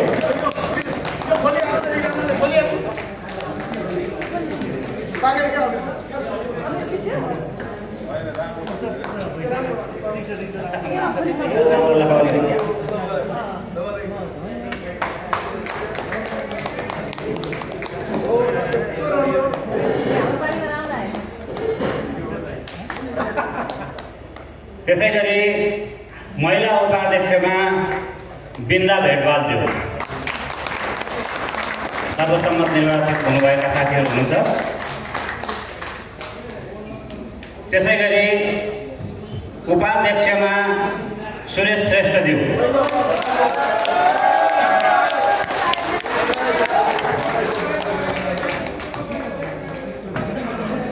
त्यसै गरी अर्का उपाध्यक्षमा सन्तोष खनालज्यू।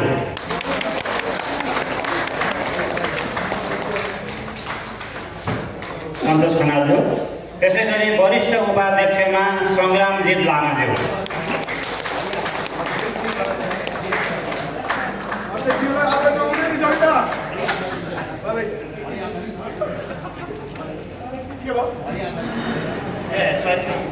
उपाध्यक्षमा हरिप्रसाद आचार्यज्यू।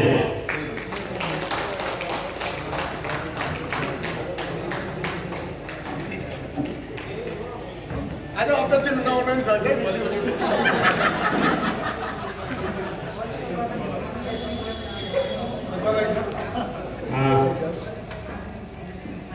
त्यसै गरी वरिष्ठ उपाध्यक्षमा सङ्ग्रामजित लामाज्यू।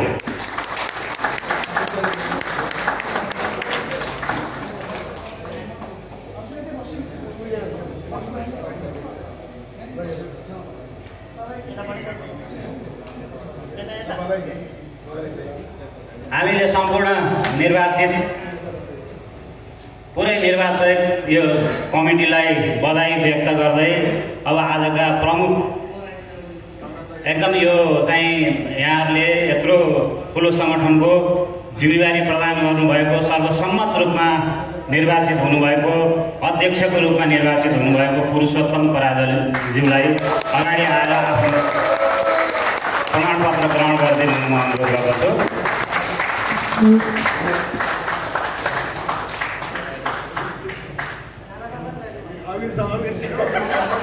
आज 2082 साल जेठ महिना 17 गते नेपाल राइडर्स तथा अनलाइन सम्बद्ध श्रमिक सङ्घको प्रथम अधिवेशनले निर्वाचित गर्नुभएका सम्पूर्ण अध्यक्षदेखि सम्पूर्ण पदाधिकारीहरूलाई सफल कार्यकालको शुभकामना व्यक्त गर्दै अब उहाँहरूको चाहिँ शपथ ग्रहणको कार्यक्रम पनि हुनेछ।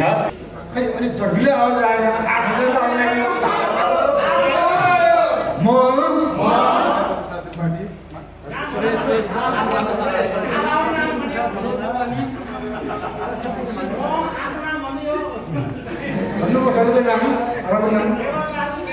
नेपाल राइडर्स तथा अनलाइन सम्बद्ध श्रमिक सङ्घको पद गर्नुहोला। पद निर्वाचित भएकोले सङ्घको विधान 2080 को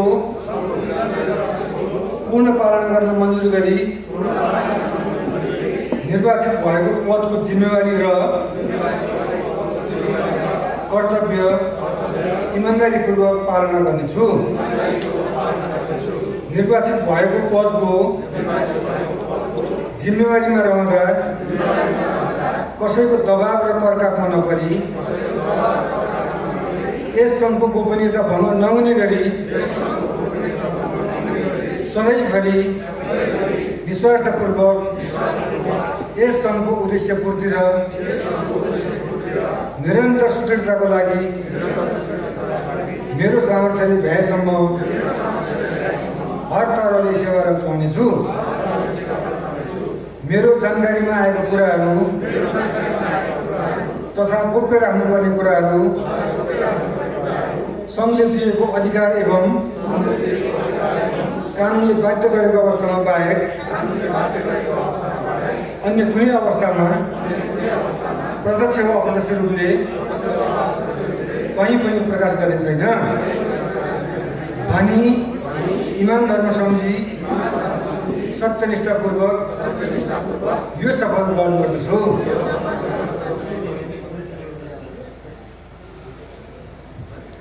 आगामी 4 वर्ष कार्यकालको लागि हजुरहरूले नयाँ संशोधित विधानसहितको नयाँ नेतृत्व निर्वाचन गर्नुभएको छ।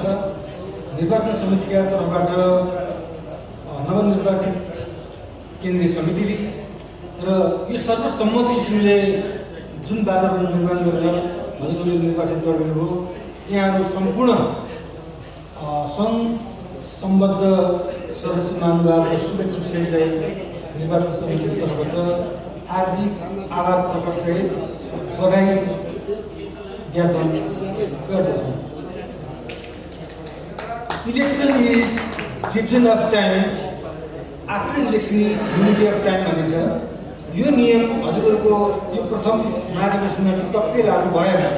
कारण के भन्दाखेरि चाहिँ इलेक्सन अगाडि नै चाहिँ यहाँहरूले जुन चाहिँ युनिटी अफ टाइम अन्तर्गत गराउनु भएको छ यसको लागि म यहाँहरूलाई हार्दिक बधाई ज्ञापन गर्दछु। र यो फास्ट ट्र्याकबाट गरिने निर्वाचनको जिम्मेवारी दिनुभएकोमा हार्दिक आभार प्रकट गर्दै आगामी कार्यकालको शुभकामना व्यक्त गर्दै म यो फ्लोर फेरि पुनः नवनिर्वाचित कमिटीलाई हस्तान्तरण गरेको बेहोरा जानकारी गराउँदै निर्वाचन समितिका तर्फबाट बिदा माग्दछु। यो निर्वाचन प्रक्रियामा केही भुलचुक कमी कमजोरी भएको भए यहाँहरूले क्षमा दिनुहुनेछ भन्ने विनम्रतापूर्वक अनुरोध गर्दै निर्वाचन समितिको तर्फबाट निवर्तमान भएको घोषणा गर्दै बिदा माग्दछौँ। धन्यवाद। जय सम्बन्ध समीक्षण विदेशको जय होस्, हामी सबैको जय होस्।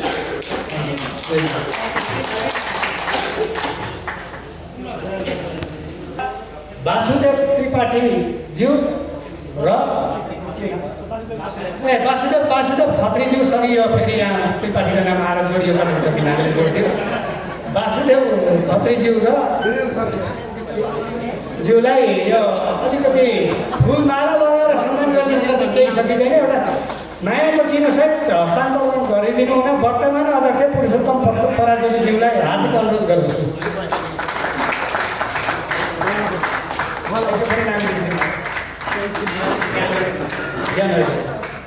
यसै गरी अर्को हाम्रो उहाँ सबै रहनुभएको अधिवक्ताज्यू जसले निर्वाचनलाई प्रत्यक्ष रूपमा सघाउन सहयोग गर्नुभयो ज्ञानहरि ढुङ्गानाज्यू, उहाँलाई पनि माला लगाएर तथा नयाँको चिन्ह दिएर स्वागत गरिदिनु हुन हार्दिक अनुरोध गर्दछु।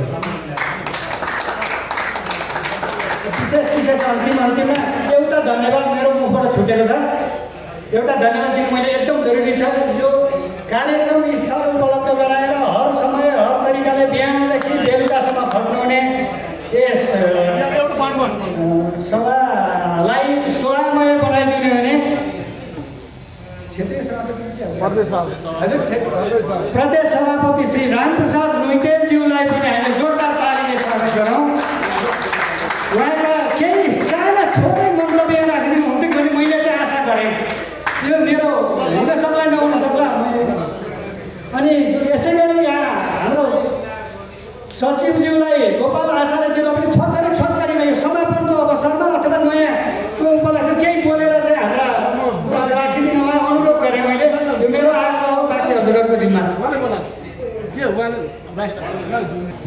धन्यवाद साथीहरू।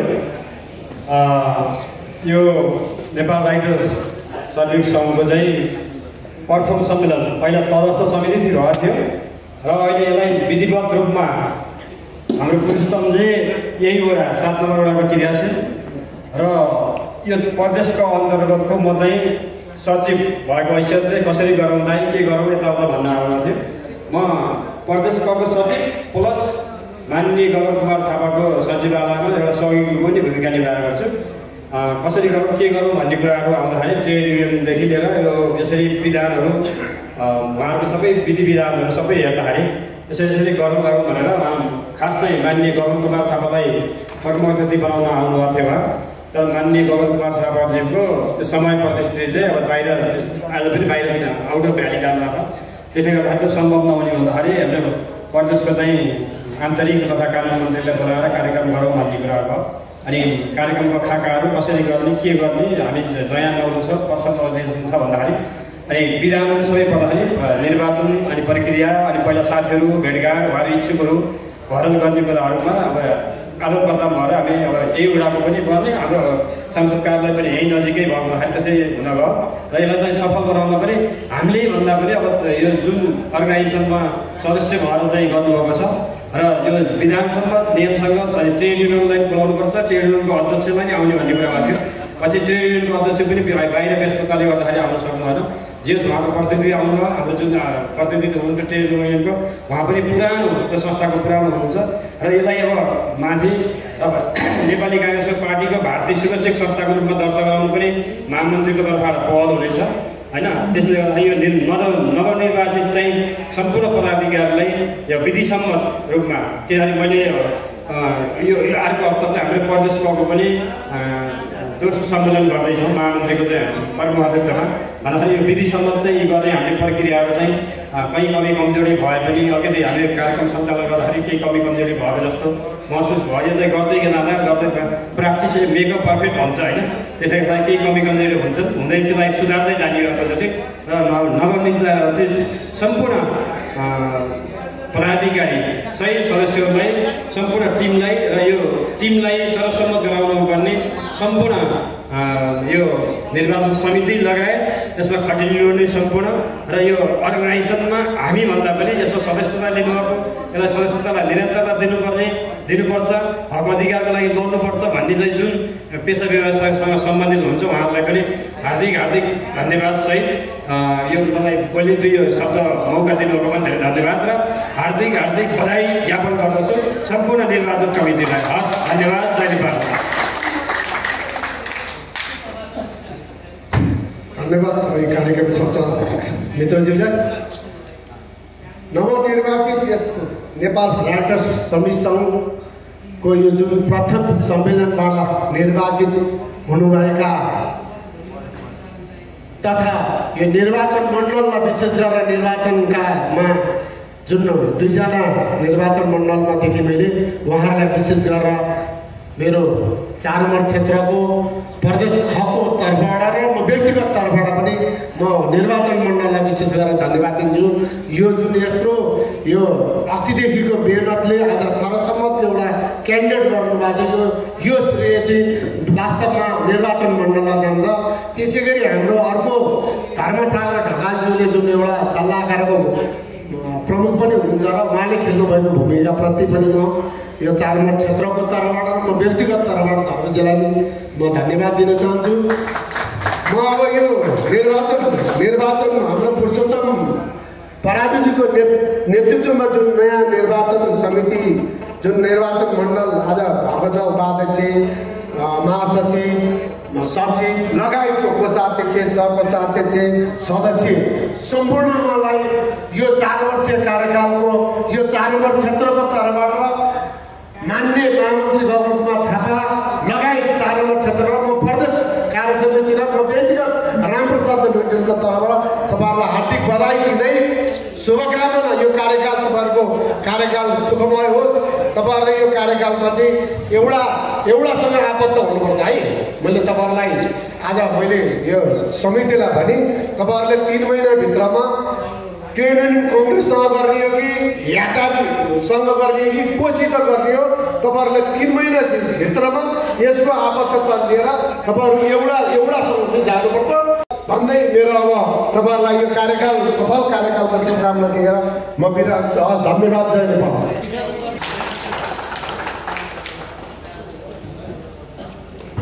आज यहाँ उपस्थित सम्पूर्ण राइडर एवं हामीलाई सहयोग गर्ने साथीहरू, आजको यो अधिवेशनमा आज यति खुसी छु कि यो हाम्रो राइडर सङ्घको अधिवेशन पटक रोकिएर आजको दिन हामी सफल भन्ने यो ठाउँमा आउनुमा मैले नाम चुकाउनु हुँदैन। धर्मसागर ढकालको ठुलो हात छ। उहाँले यस संस्थालाई उहाँ आफू नरहे पनि आजीवन उहाँले सपोर्ट गरेर गर्नुभएको हामीले यो जुन हाम्रो समितिले पहिले पनि बिर्सिनेवाला छैन साथीहरूले। उहाँ अनि त्यसै गरी घनश्याम बिहारीज्यू, रामप्रसादज्यू, हाम्रो गोपाल भाइ लगायत अन्य हामीले जसले सहयोग गर्नुपर्छ सायद हामीले अब नाम लिनु मैले बिर्सिने माफी माग्छु र हामी छिट्टै हाम्रो कार्य समिति बैठक बसेर हामीलाई यो अवस्था पुर्याउने मानवहरूलाई छिट्टै सानो कार्यक्रम गरेर हामी तपाईँहरूलाई सम्झाउँछौँ भन्दै आज जुन साथीहरूले पनि हामीलाई साथ दिएर यहाँ आइदिनु भएको छ त्यसको लागि धन्यवाद। र अब हामीले छिट्टै बैठक बसेर हाम्रो सार्वजनिक निर्णय हामी गर्छौँ। र मेन त मैले साथीहरूलाई के भन्छु भन्दाखेरि हामीले कुनै पनि कुरा गर्नुपर्दा हामी उहाँलाई राखेर यो अवस्था पुर्याउनुमा उहाँको ठुलो योगदान छ। त्यो बेला हामी उहाँलाई कता मेरो साथीहरूले पनि त्यही कल गराउँदै म आजको यो समय धन्यवाद। जय